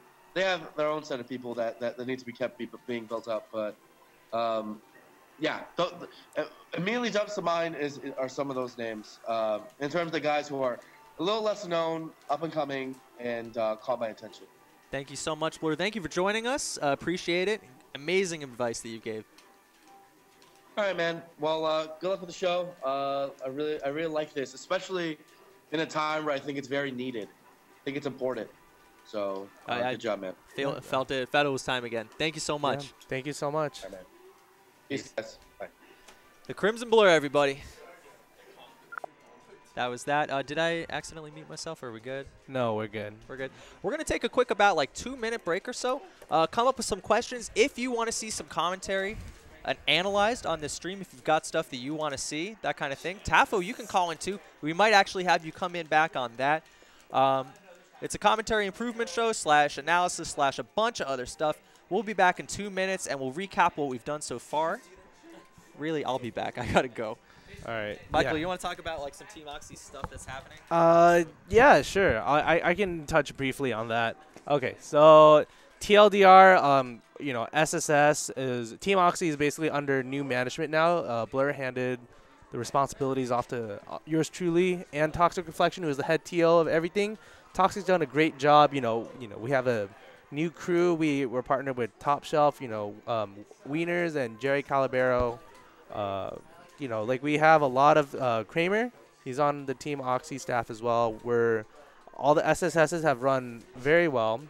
They're not perfect, but they definitely end at a very reasonable time.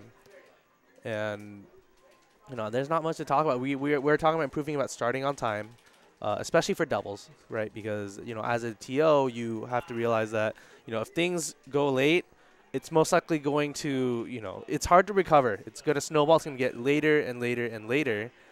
And, that's something that at the Arcadian that we were able to salvage. We started doubles late. We started singles wave 1 late, wave 2 late, top 32 late. But we picked the pace up, and we were able to stream all of top 8 on the mainstream, which was amazing. But, we all did it together. Toxic, me, Jerry, Wieners, Kramer, Koji, Streamlord, all those people were a great team together. We hope to see you guys at the next event, which will be, I believe, May 22nd. Also, we're still taking questions if you guys want. Yeah, if you guys have questions. Type in chat.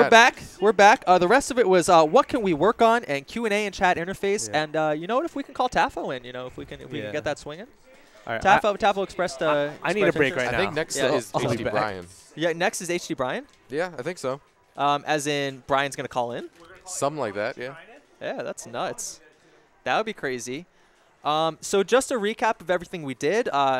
Once again, I'm Chroma. What's up, guys? Team OXY has made me part of their team, so that's exciting.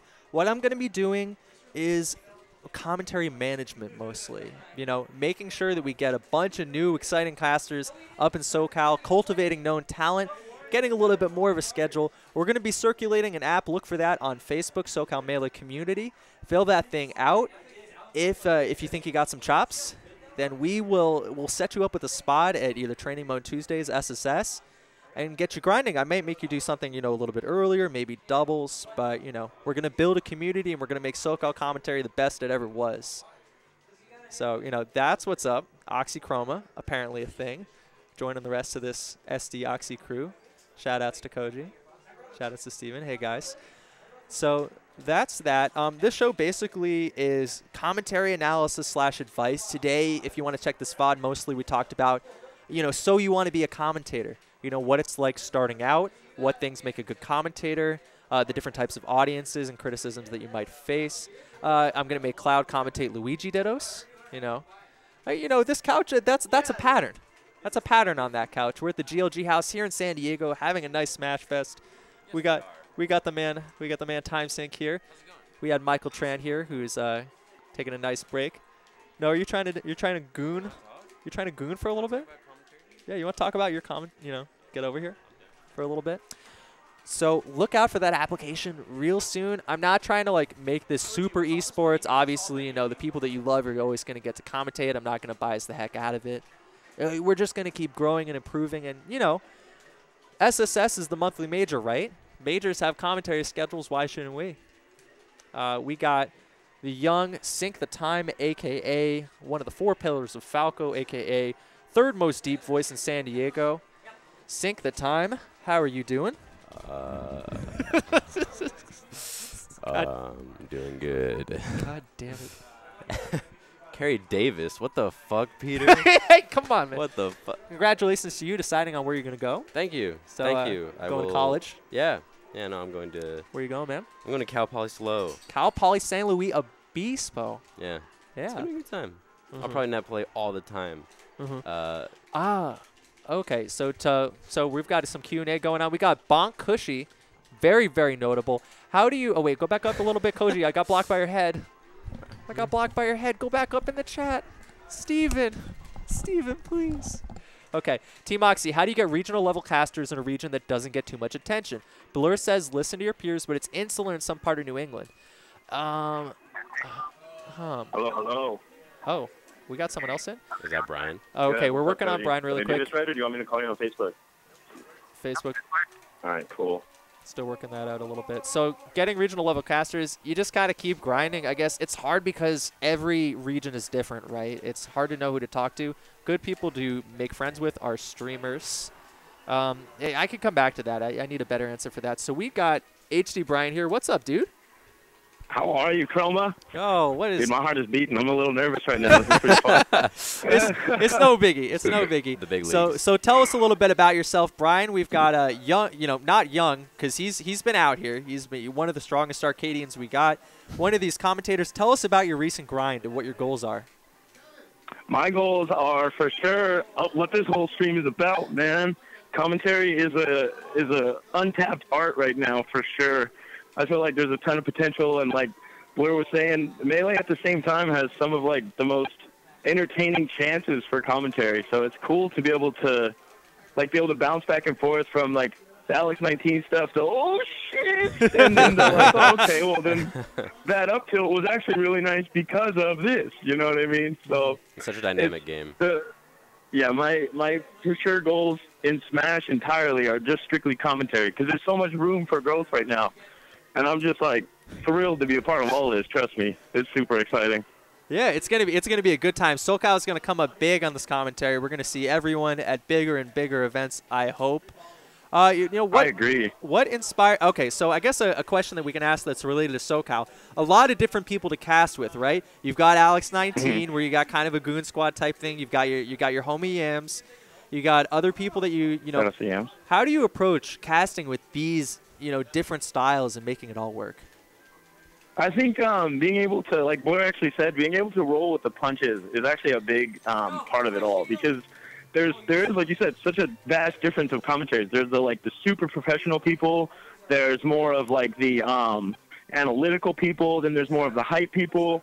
I think being able to touch on all of it is really important. If you want to be like a successful commentator, you have to be able to do like all of those. It's okay to have like a calling card, of course. Like myself, I'm a goon. You know, I for sure need to do more homework in the game. But I could be the hype man. That's my best like trait, I would say, at the moment. But at the same time, I've played the game for 10 years, so I have at least a foundation to understand where everything's coming from. So that way, if I am commentating with someone, say Alex19, I can let him be the hype man, and then I try to touch on the play-by-plays the best I can. And then say when I like commentate with Tafo or Okami or somebody whose game knowledge just blows mine out of the water, I let them do the majority of the dissecting of the game, kind of handling all that, and then I get my goon on. I start yelling whenever cool stuff happens, which is pretty often in Melee. Yeah, I think it's important to be able to, for sure, do all three. If not, there's definitely more subcategories to all of this, but you have to be able to touch all bases just so that way you're able to roll with whoever you commentate with. Because in SoCal, there is a ton of up-and-coming commentators for sure. So you can't just expect to have the same co-caster every time. Like a few people actually tell me, like, oh, man, it'd be awesome if you had X or Y as your constant caster. But then the amazing part is every time I commentate with somebody new, it's like a great experience for entirely different reasons. So to be able to bounce back and forth is for sure a thing that people are going to have to start doing. Like Blair said, you got to work hard. You can't expect this to just come naturally. Like it takes some natural talent, some skill, but you got to do your homework. That's right. That's right. You can't get comfortable. You can't get comfortable. You have to branch out. Exactly. I think and that's, it builds confidence once you have have your homework done. Once you know matchups, like Blair was saying too. Once you have the matchup knowledge, you have the percent knowledge, the understanding of semi of what these people are trying to do. It enables you to really trust your instincts and just go with your first instinct, which is a huge part of commentary. If you're stuttering, if you're not confident in yourself, people are going to pick up on that instantly. You got to be 100% genuine, or else people will know. Mm-hmm. It's a good part of it, and that's what you got to be these days. Versatile. You've got to be ready to handle any sort of match, that kind of thing. And just being able to mesh with anybody you're put on with. Who are people on the national scene that you're hoping to get out and commentate with in the next year or so? Oh my God. Oh, everybody. Honestly, my feet are just barely getting wet in the waters, but like my top 5 would probably be Homemade Waffles is one of my favorites. I love to commentate with Homemade Waffles. Phil, of course, too. Toph, Blur. Tafo was amazing. Tafo was one of my favorite commentary experiences. Alex19, I would do that every day again. That was so much fun. Let's see, who else? I know there's so many people. This is like all West Coast. I know there's so many people, but that would be probably my top 5 right now. I love all those people's commentary for sure. Gotcha. So I didn't get to go to the Arcadian, but I listened to those VODs, and I'm almost a little glad I didn't. You did great. You did fantastic. And one thing that I think Arcadians never get credit for is how good they actually are at the game, but also while keeping it real. So you notice, when they're rolling into the center of the stage a little bit more than maybe the top players, right? Right? What was your, what was your kind of mindset of approaching how to do it for the Arcadian? I would say overall, I treated the Arcadian just like I treat every SSS, because those people are, they're up and comers. They're still very skilled at the game. There's still tons of things that they're doing that are very exciting, very skilled. Especially shout outs to Kobayashi, Franz, Tricoman. All these people went off at the Arcadian, so it was, it was a breeze to just commentate on all the positives that they were doing. And then the negatives, I would just kind of, we're more so just kind of poke fun a little bit, just have a little bit of fun at the expense, just to, get a couple laughs, hopefully, here and there. But overall, I approached it just like any other tournament. Like, these guys are professionals. They're just, they're amateur professionals right now. That's right, and they can get crazy good. Speaking of which, you've been getting fantastic at commentary lately. What's the next major that you're trying to hit up? And are you going to try and pursue a big commentary gig there? Trying to work your way up. Yeah. I'm definitely hustling my butt off right now to get a spot secured for the bigger Balk. They're going to be at Cal Poly Pomona, the other SSS venue. Coming up March 28th. That's for sure where I'm going to be. May 28th, May 28th, May 29th. If everything goes according to plan, this end of May, Saturday and Sunday. So if everything goes according to plan there, you'll see me at least in some window there. And I mean, my a little bit of a secret goal, maybe Evo. But I totally would understand if I get Evo 2018. But I gotta get Evo under my belt. Evo is amazing. There's a lot of spots out there, right? You're building up this resume. It's true, and I take a lot of pride in my doubles commentary. Like Blair was saying, it takes a special kind of eye to really commentate doubles because everything is happening so fast. And the way he put, you really have to direct their eyes was perfect. That's the best way to put it I've ever heard. Just because that's really what it is. 90% of people's complaints when it comes to doubles commentary or just doubles watching it is it's too hectic. They can't understand what's going on. It's just too chaotic. And that's the commentator's job to break that down. Like in MOBAs, there's 3 lanes, there's a jungler, there's tons of things going on, but nobody panics because the commentator is just walking you right through it, breaking it down, explaining what's going on both parts. So doubles is exciting. Yeah, I'm hoping for like a double spot or something at Evo. To bring the hype. That would be good because not that many people go for doubles. I think that's a great way to get yourself in. You're a strong doubles player yourself with Yams. You also run tournaments out in high desert. Talk to me a little bit about how that maybe adds to your commentary a little bit. I heard high desert, but I didn't hear what you said before that. Can you repeat that for me, sir? Oh, I was saying you're also sick of doubles, and that definitely helps you with your doubles commentary, and you and Yams, and Sorry, I definitely wasn't pulling for the compliment. Oh, yeah. more I missed the question. God damn it. Yeah.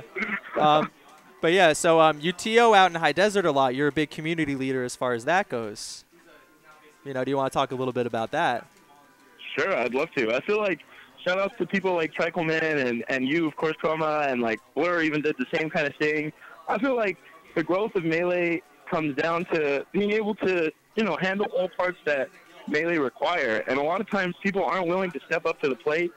And it's just as simple as if you build it, they'll come. Like if you I hosted my tournaments for 6 months out of my garage. And I started getting fat entrants. We had a 6 stream going. It's just like all you got to do is just do it. Just have passion and follow your heart, and people are going to follow you to it.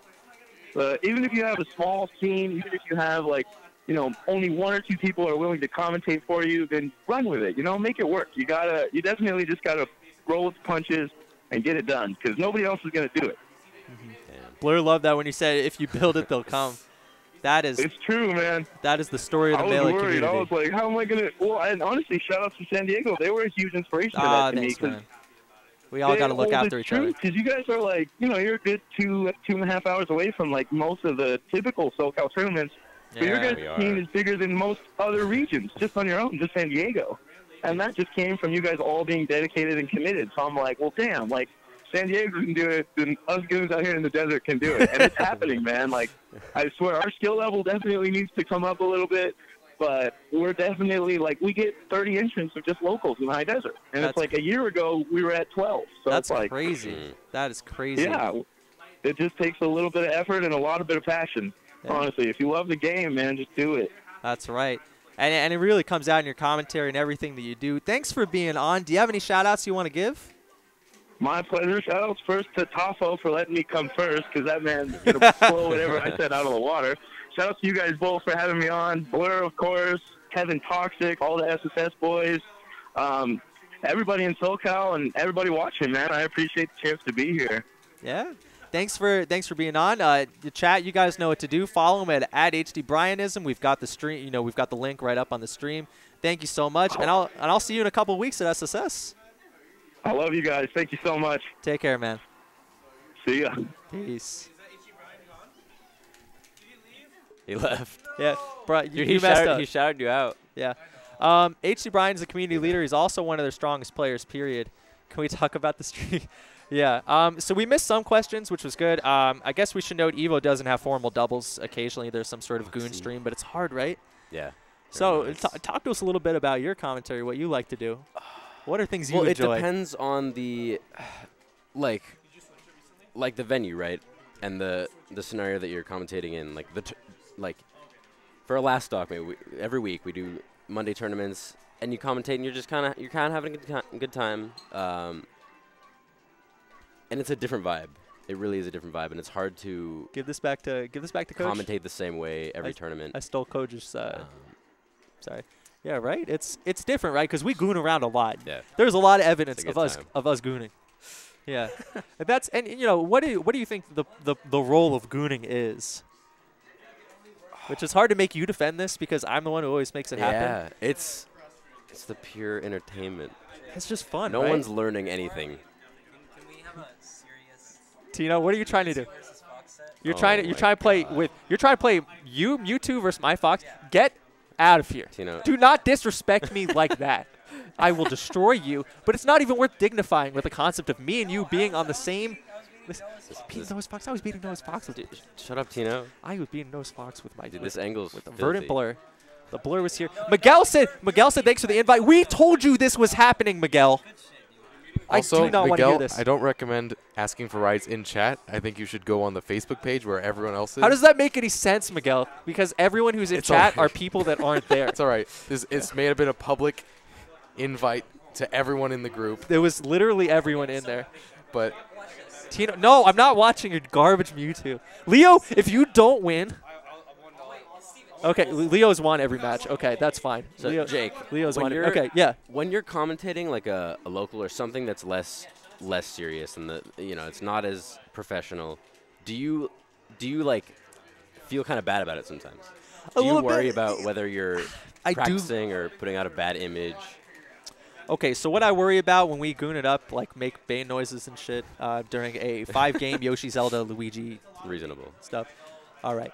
Is that, maybe I'm hurting our stream because it's definitely, one of my bigger flaws besides actual, like, commentary things is that I just get really, really self-referential and just do whatever I want to do, which I like very much, but nobody else really likes very, very much. But so I just worry that we're a little bit obtuse and it kind of alienates new viewers is kind of the only problem. But I'm okay with that once every so often. It's less open at locals, I guess. Yeah. But you like commentary. It's fun to it's chill. Fun, right? but I like that it gives me another aspect to improve at Melee. Right. I think it's just How's it going, Daniel? It's going well. Who it's am I another talking fun to? thing. All right. Oh, what's up, Tafakizi? The big man. Oh, can he hear us? He can't hear us. You guys are still. All right. Thank you, Noah, so much. Thank you. I'm gonna chop it up with the man. I'm gonna play. What is up, Tafikans?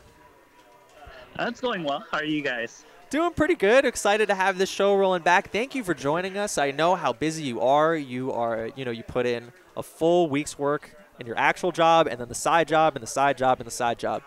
So thank you. Yeah, no problem. I'm actually really excited. I didn't even know about this until Blur told me to retweet this. Shout outs to Blur. So we've got Tafikans with us.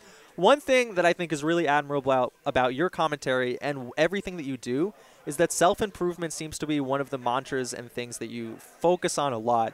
How does commentary help you as far as that goes? How does that struggle? I mean, it's like one of the things that I got thrown into. I mean, I love talking about what goes on in the game, but I think one of the big things I've realized is that this is completely a new space for me. Like, I'm behind a camera. I didn't really present myself well growing up, and so the camera presence, the diction, the flow, all that stuff that I never really thought about growing up is something like I really need to improve on, and I love it. That's great, and it does show. The grind is real, and you've definitely improved. A lot of fun hearing you on the mic lately. You really killed it at. It was DreamHack Austin, right? I was at both at DreamHack and CEO Dreamland. Oh yeah, both of those. Which was the one where? And I'm sorry. Which was the one where you were really you did a lot? I believe I did CEO Dreamland. It was Dreamland. All right, yeah. I liked that a lot. What went into the prep for that as a commentator for you? I mean, I think the big development for me was I was so analytically minded that I didn't really think about the other aspects that are actually important in commentary. And I've been taking 2 types of classes. So I've been taking camera hosting classes and improv classes, which I think have both helped me in my chemistry and my confidence. And it shows. It shows. That's an incredible amount of, that's dedication to the grind. And Leffen tweeted about how he didn't feel that maybe the Smash casters worked as hard as other games. But I point at you and I point at several other casters and I say, no way. No way. Michael, do you have a question? We have Michael Tran with us as well. No, I don't have many questions. I hopped on back here, and I have Daniel Tafokins right here, Woo. and what a surprise! Yeah. So. Yeah. All right, so we're both Fox mains. We have to interrupt. Talk to us about your Fox. What is the goal behind your Fox? Is you beat Zio. You beat Zio, which made me sad a little bit, but also happy. Like, what's going on there? I mean, like, I unfortunately can't progress in bracket anymore because there's a conflict of interest where I need to be there for Mango, so that's part of the reason why I kind of just picked Fox Game 3 last weekend. Because if I won that match, I would have made it into top 48, and I would have had to DQ myself. So I didn't want to take somebody else's slot for top 48. It's a fun character. Like, Fox is fun to move around and play around with, so it's like more of just a fun thing for me. That's all right. Yeah, it's fun to watch you. You know, it didn't go that well, but also okay with that. You know, back to, you know, we could talk about coaching Mango a little bit, but let's say that you're commentating a top 8 where you and Mango both, you know, maybe you're late, you can't sign up for something like that, and you and Mango both roll up, and you're doing commentary for top 8 as a major. How do you approach that? I'm going to play the supportive role because I know enough about Mango that I know how to get him to talk about insightful things, and it kind of comes through our chemistry of, like, how we just interact. The way that I love how Mango talks is by me asking a leading question and then him just geeking out on the situation. So it's a lot of setups for Mango where I just go like, oh, what do you think about that? Or like, oh, that was so cool. And I set up something nicely for Mango that he just goes off. And that's what the audience would love. I think that's a great plan. I think that's just textbook and beyond, you know, what you need to do in that situation for sure. Let's see. We've got a bunch of Ryzen casters in SoCal. Have you been able to watch some of the SSSs lately? If so, who do you like coming up? I mean, I think, you know, hdBryan's been doing a lot, and I know that he's been grinding. Who's that one guy on Tuesdays? Raptor? Raptor, yeah. I like what I see from him. And I think Vic Ramen is ready to be like a hype guy for larger regionals. So I would love to see him get more opportunity that goes beyond just the local SSS. I agree with you there. I think they're both showing a lot. You know, they're all showing a lot of promise. One thing that I've noticed from you that maybe goes a little bit under the radar is your willingness to not only coach Mango, but to help other players when there's something that needs to happen, right? Yeah, I do. Mainly because, you know, it's still we're like a communal. We haven't crossed that line yet where like everybody's super tryhard, like in League, where they have specific scrim partners. They don't share information. I'm gonna have a lot of friends, and if they ask for help, I usually give them decent advice as long as they're not playing Mango. I think yeah, exactly right. Exactly. I think that's a great attitude, and I think that's one of the things that is very admirable, and it's something that I hope commentators do also. You know, and the big thing, and to add to that, I actually get to pick their brains and I get to see where their headspace is at. And so when I commentate their match, I might get a golden gem from Duck on how he thinks about Samus Marth, and I can add that to my arsenal of information if I need to draw to it in commentary. That is actually excellent. You network with the top players. You know, the fellow top players very, very well. Did you have a question, Michael? Yeah, on a side note, as a top commentator, how do you think about writing notes about your commentator, like analyzing your own commentary? Do you prefer to handwrite notes on that, or do you just make a mental note or type it up? Or do you talk to people that know you? I mean, generally speaking, it's kind of like how I view matches. I do something called a double pass technique. So I just watch it once. I'm not heavily looking for something. I'm looking for like general themes of what I want to improve on. So the big issue that I think a lot of new commentators do is they try to juggle 15 things they want to improve on, and it just becomes overwhelming and you get into your head. This is something we were taught in camera hosting classes, is that you really want to focus on like 1 to 2 things that you want to point out about yourself that you want to improve. And then the next block you work, you focus on those 2 specific things rather than focusing on 15 different things and getting in your own head. Yeah, I think that seems to be the general trend on how to improve on things. Like, you know, when people talk about improving in Melee, you don't want to improve on, you know, all these, like you said, 15 things, but you want to just try to, you know, mentally focus on trying to improve like a few things at a time, and then it'll eventually be second nature to you. And then this would carry on the commentary as well. I mean, exactly. I mean, I think that's the best way to improve in anything. And like, you know, you can ask your friends. I mean, like if you got really good friends that you can trust, like you have that, I hate to use this phrase, like that safe space where you can say like, hey, like, you know, can you give me some feedback? And they could go like, well, like, hey, you did this really well, but I also noticed that you left your co-commentator to hang up and dry, and you didn't pick up on some signals that you could have built off of. And then I go, okay, yeah, I totally did not synergize well with Webbs because I wasn't listening to him. And so the next time I'd be like, okay, I need to really pay attention to listening, actively listening to my co-caster or co-commentator. Could you give us a? So- Oh, sorry. Yeah, go ahead. No, go ahead, go ahead. Oh, I have a bunch of questions for you actually. So you are one of the biggest community leaders we have, both on both on analytics, on the community leading side, on content. You wear a lot of different hats. Can you give us a brief history on how you came to play this many roles in the community? Sure thing. I, played the game. I started rising up in NorCal and SoCal.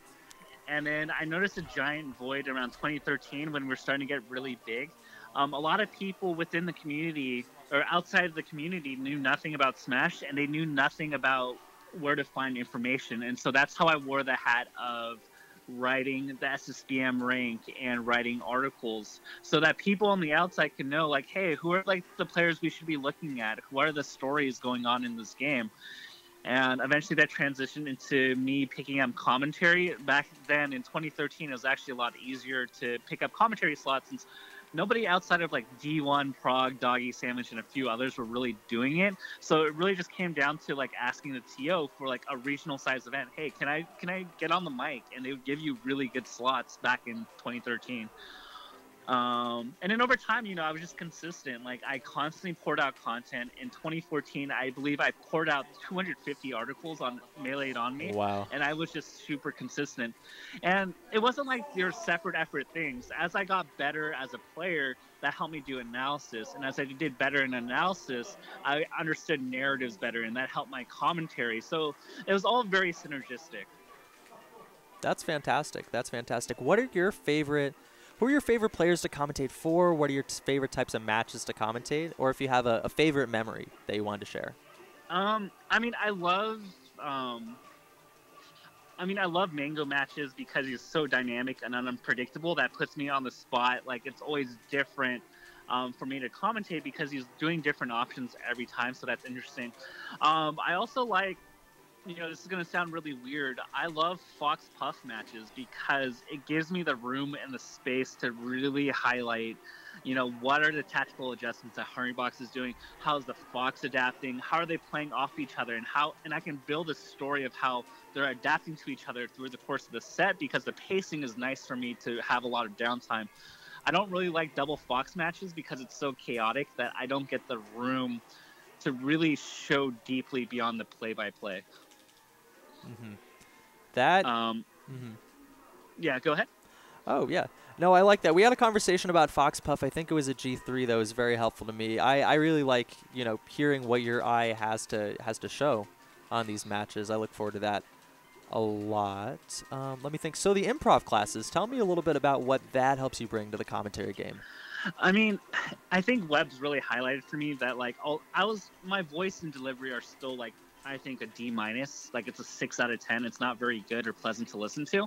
Aww. And so I really spend a lot of time to really improve that, but I totally played commentary like a single player match. I paid no attention to my commentator, and improv class really talks about building each other up and building confidence and building a story. So one of the big things, we jokingly talked about with Blur is using the concept of yes and, acknowledging what your partner said and then building off of it, rather than say like they're saying something and then going on some complete other tangent because you're not building chemistry. And one of the other big things I've been learning is the confidence, right? Because I need to be encouraging to my co-commentator. And if I shut them down early and if I'm not listening to them, then they're going to lose confidence in their ability to commentate, and they're not going to have as much fun. And the best commentary you get is when both commentators are having fun and you're building chemistry and you're just building off of one another. Great answer. Great answer. Have to bring it up. A little bit of Twitter drama today. A lot of different people weighed in. What did you think of the whole mess, specifically what Leffen had to say?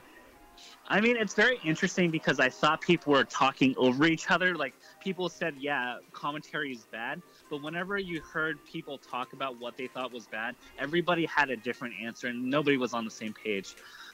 With that being said, I do think he has a point to how we tend to favor Fox players and how we tend to our commentary tends to focus on one player, one character, and kind of completely ignores the other. So I think we could do a better job balancing that, and also doing a little bit more research on matchups that are less common. And you can tell that a lot of commentators throughout the year, shut down when it's like Chic Pikachu or characters they're not familiar with. And I think that if you're going to be a professional commentator, when you take it seriously, you have to be ready, and you have to be ready to cast it well, regardless of what the matchup or the players are. And I've been guilty of that a little bit. Some of these, Eddie Mexico, Hugs, MacD, kind of triple combinations I've been a little bit unprepared for because of, just the nature of those matches a little bit. Yeah. I mean, it's a green storyline because those are like, if you want a green storyline, like if you want to do color commentary and talk analysis and talk a little bit more about narrative, those type of matches actually give you the room to do that. They really do. There's a lot of space, a lot of time. Thank you for joining us. Good to see you as always. Congrats on your reach and engagement. Do you have any shout outs or things that you wanted to add at the end? I mean, shout outs to you guys. I think this is really awesome, and I love when people take initiative like this. Keep doing what you're doing. For local commentators, it is a grind. You're not going to get it perfect, but at the end of the day, have fun with it. That's the most important thing. Thank you so much, Tafo. All right. Appreciate it. See you soon. Thank you very much. All right. Have a good night. You too. Yep. You too. Daniel Tafikin Slee. Good to hear from him as always. It's amazing. He puts in so much. He puts in so much hustle. And I think it's really shown. I think it's really, really shown lately. So I think we've gone live with the commentary app, right? Is that, have I been paying attention right? We have that. The commentary app has been periodically posted in chat by Moobot. Okay, and we're going to post that in SoCal Melee. Our goal here is to organize commentary for SSS so we know, people know when they're coming in that they're going to have a spot. They know when it's going to be. They don't have to worry about, this or that or whatever. But we're also going to keep it flexible so people like, Alex, Mango, Norwalk, these guys can just roll up. And if you're a top player, when you can come in, right? Yeah, the top player privilege does exist here in this commentary, but think of it as an opportunity to get a chance to commentate with these legends. Exactly, right? And we have the main and the side stream, right? So we got a lot of content across both. I think Blur gave us a great a guideline for how we can commentate doubles. Really? Was I out for this one? I think so. Yeah. It was a long. It was a long one. It was a long one. You were trying to get to the bathroom, I think, at that point. Yeah. Okay. It was a long day. So on the TO side, how do you feel about like commentary structure? What do you look for in commentators? Because I know you, as both a streamer and a TO, have had issues with this. Well, okay, for commentary, it's usually just trying to find the synergy. You send out the schedule. If there's any problems, they let you know. Of course, anonymously, right? You don't want to openly say, I really hate commentating with Chroma. Which is fair. That's fine. But then, yeah, good job, Vimani. Thanks for, submitting that app. I'll be sure that you'll never commentate again. So Jesus. No, just kidding. I feel like Victor definitely messed with me in this forum. Like, Victor definitely just gooned on me the whole time. Yeah. But that's, that's okay. Appreciate it. In terms of TOing, there's not a big issue because you usually schedule, these for the Arcadian, I had commentator blocks, right? I had basically just say, okay, for doubles, it's probably going to run a while. I'll have 2 people start. And then if they get tired, I'll have 2 different people on rotation. Right, so that was a plan because I knew that I'm not going to split doubles into 2 explicit phases. Right. But then I had 2 dedicated commentators to singles wave 1, singles wave 2, and then final bracket. Ban these people. Right now. Ban these people. No, you can't. They're all mods. It's fine. I hate commentators. Just to cut you off really quick, I'm a Mexican commentator. What are some main points I should work on besides my English, obviously? It's just being able to communicate what's going on in your local scenes in whatever language that you work on to external viewers. Yeah, so I think what I've mentioned before, like you want to enunciate, like you want to speak, clearly, right? Because from what I've noticed from, watching Mexico commentary is fast though. Yeah, I like it though. That's a style thing. Yeah, for Mexico commentators, soccer, anything that involves people analyzing stuff, it is very fast paced. So that that has to be a cultural thing. It's really just for a different thing. You wanna make it accessible. You wanna have there be something that I can either recognize or just tell me what's going on locally and that kind of thing. Nothing helps more than, like I said, enunciating and then asking your local players. Especially those that speak the language, they can tell you, hey, I thought that this went right, this went badly. And it's just the goal is to make people want to hear your streams, right? Yeah. So Japan actually has some fun streams. They have a dedicated little audience super late at night for us. And, you know, a lot of people follow what's going on in their scene. So, you know. And then when those players do come and play at majors and nationals, you know, push that as hard as you can. Yeah. I guess. But shout outs to Mexico. I know it's not easy these days to make it up here. We had some unfortunate. Yeah, just visa's getting really stupid. It's getting unfortunate with everything that's happening. But you know, hopefully, you know, it's not all's not lost. You know, we still have the local scene to you know, help foster and develop. Unintelligible yelling is great. Yeah, I love it. I'm not sure what else there is to say on the TO/streamer side. Just, you know, use common sense. Don't say things that are too raunchy, too out there. You know. Yeah, it's you know, and it always depends on who you are, right? Yeah. The easiest way to get yourself banned for commentary is saying something bad. Like biggest problem I have with most commentators is their lack of leaving space. They always feel like they got to be constantly so the saying dead something. spacing, what we talked about earlier, a lot of people feel like they want to, you know, they have to fill the space with something, right? And then they get nervous, and then this is just a snowballing effect. You know, it's good to have, you know, I think Blur mentioned this, right? Like, it's okay to have dead space as long as, you know, you understand, like, you know, if it's dead space for too long, then, you know, there has to be some reason why, you know, something in the match is happening, right? Like, there's something more to the match. So, but I do agree with you, Chef Q, that a lot of people think that, you know, oh man, I haven't talked for like 5 seconds. But right now. Yeah. I'm waiting. I'm waiting for you right now. His dash dancing is so you're good. done. All right, it's my turn to say some words. You know, so something that helps, or, you know, if you really got something you got to say, you know, hand gestures are always, you know, the industry standard as far as that. But remember, the hand gestures, you don't see many hand gestures when you're commentating a match, right? No, but I can, you know, I can mess with you because normally they can't see us. Yeah. So, you know, it's a whole thing. Punch me, man. Here you go, punch me. If people had okay, so if people had matches that they wanted to comment, you know, they wanted us to look at a little bit, you know, this was a bit impromptu. Today was kind of a revival. You know, shout outs to OXY for a lot of things. You know, shout outs to everyone who called in, you know, hdBryan, Blur, Tafikans, everybody as far shout as out to hdBryan again. I know I wasn't there when you were on the mic, but I love you, bro. Shame. So let's end with a little bit of Q&A and then probably throw it over to Metashift. Yeah. Do we know how far they are in bracket? In Power 9, those guys are probably super deep in. But their grand finals? If you want Chroma to analyze commentary or something or other on the laptop, are you down for that? It's an option, but, you know, it's okay if people don't have that prepped. You know, we used to do this a lot more, and we don't have it now. I'm not a fan of post-game highlights. It takes away the interlude where games where commentators can take a breath. I think what Blur was talking about earlier, we want, you know, what League does, they have dedicated commentary. I kind of like that, like a little after the game. Yeah, they have dedicated commentary, you know, who picks it up, and then they transition, to the analyst desk. You know, they have separate people doing it, so the commentators, you know, they have time to breathe, and then you have people that are dedicated solely to, you know, looking at the game and seeing what's going on. Peace, Kyle. Dude, a bunch of people called in. It was nuts. Yeah. Yeah, we got Blur, we got hdBryan, we got Blur. Tafo. Tino was even here. Yeah, we called in Tino. Tino said he beat me with his Mewtwo. It was a great part of the. That's Tino right there. The freaking stream. All right. Thanks. Yeah, I got you. Yeah, if we want to do it, we can do it. But I don't know. I'm pretty okay calling it a day. Thank you for checking us out. You know, follow us all at OXY and our various Twitters of various kinds. You know, I'm not going to try and step on anyone's feet as far as the commentary manager stuff goes. If you want to commentate, I want to get you a spot. Yeah. Actually, and if you want to get better, I want to get you better. Actually, we're gonna start Steven, we can do exclamation mark app. You know, we'll see. Yeah, if you're exclamation point app. You know, look at that. Yeah, right there. Okay. About that. Don't follow Miguel.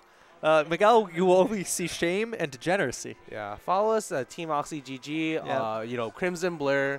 Chroma _Smash, Tricold Man, Streamlord _SSBM. OXY Chroma, baby.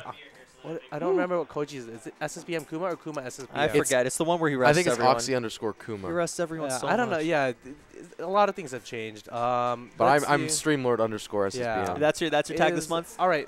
So I guess we're going to host Metashift then? I do not play Netplay. We're gonna and we are ending. Thank you guys so much. We're probably gonna host Metashift. Yeah. Appreciate it. We want to do this a little bit more regularly, so hit us up for that.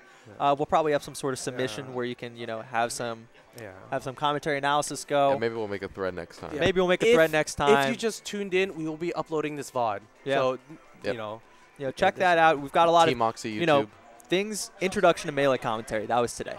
today. Thank you for joining me. Thank you to Chalice. Thank you to TimeSync. No thank you to Tino because he's a punk.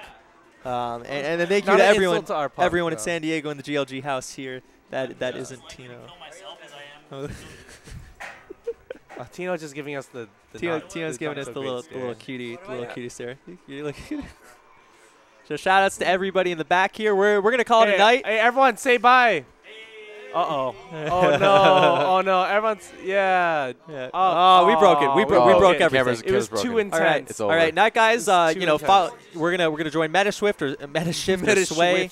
Probably Sway right afterwards. So peace, everybody. Appreciate it, and I'll catch you guys at a tournament near you soon. All right. Thank you all so much for watching. Yeah. Thank you. Have a good night, everyone.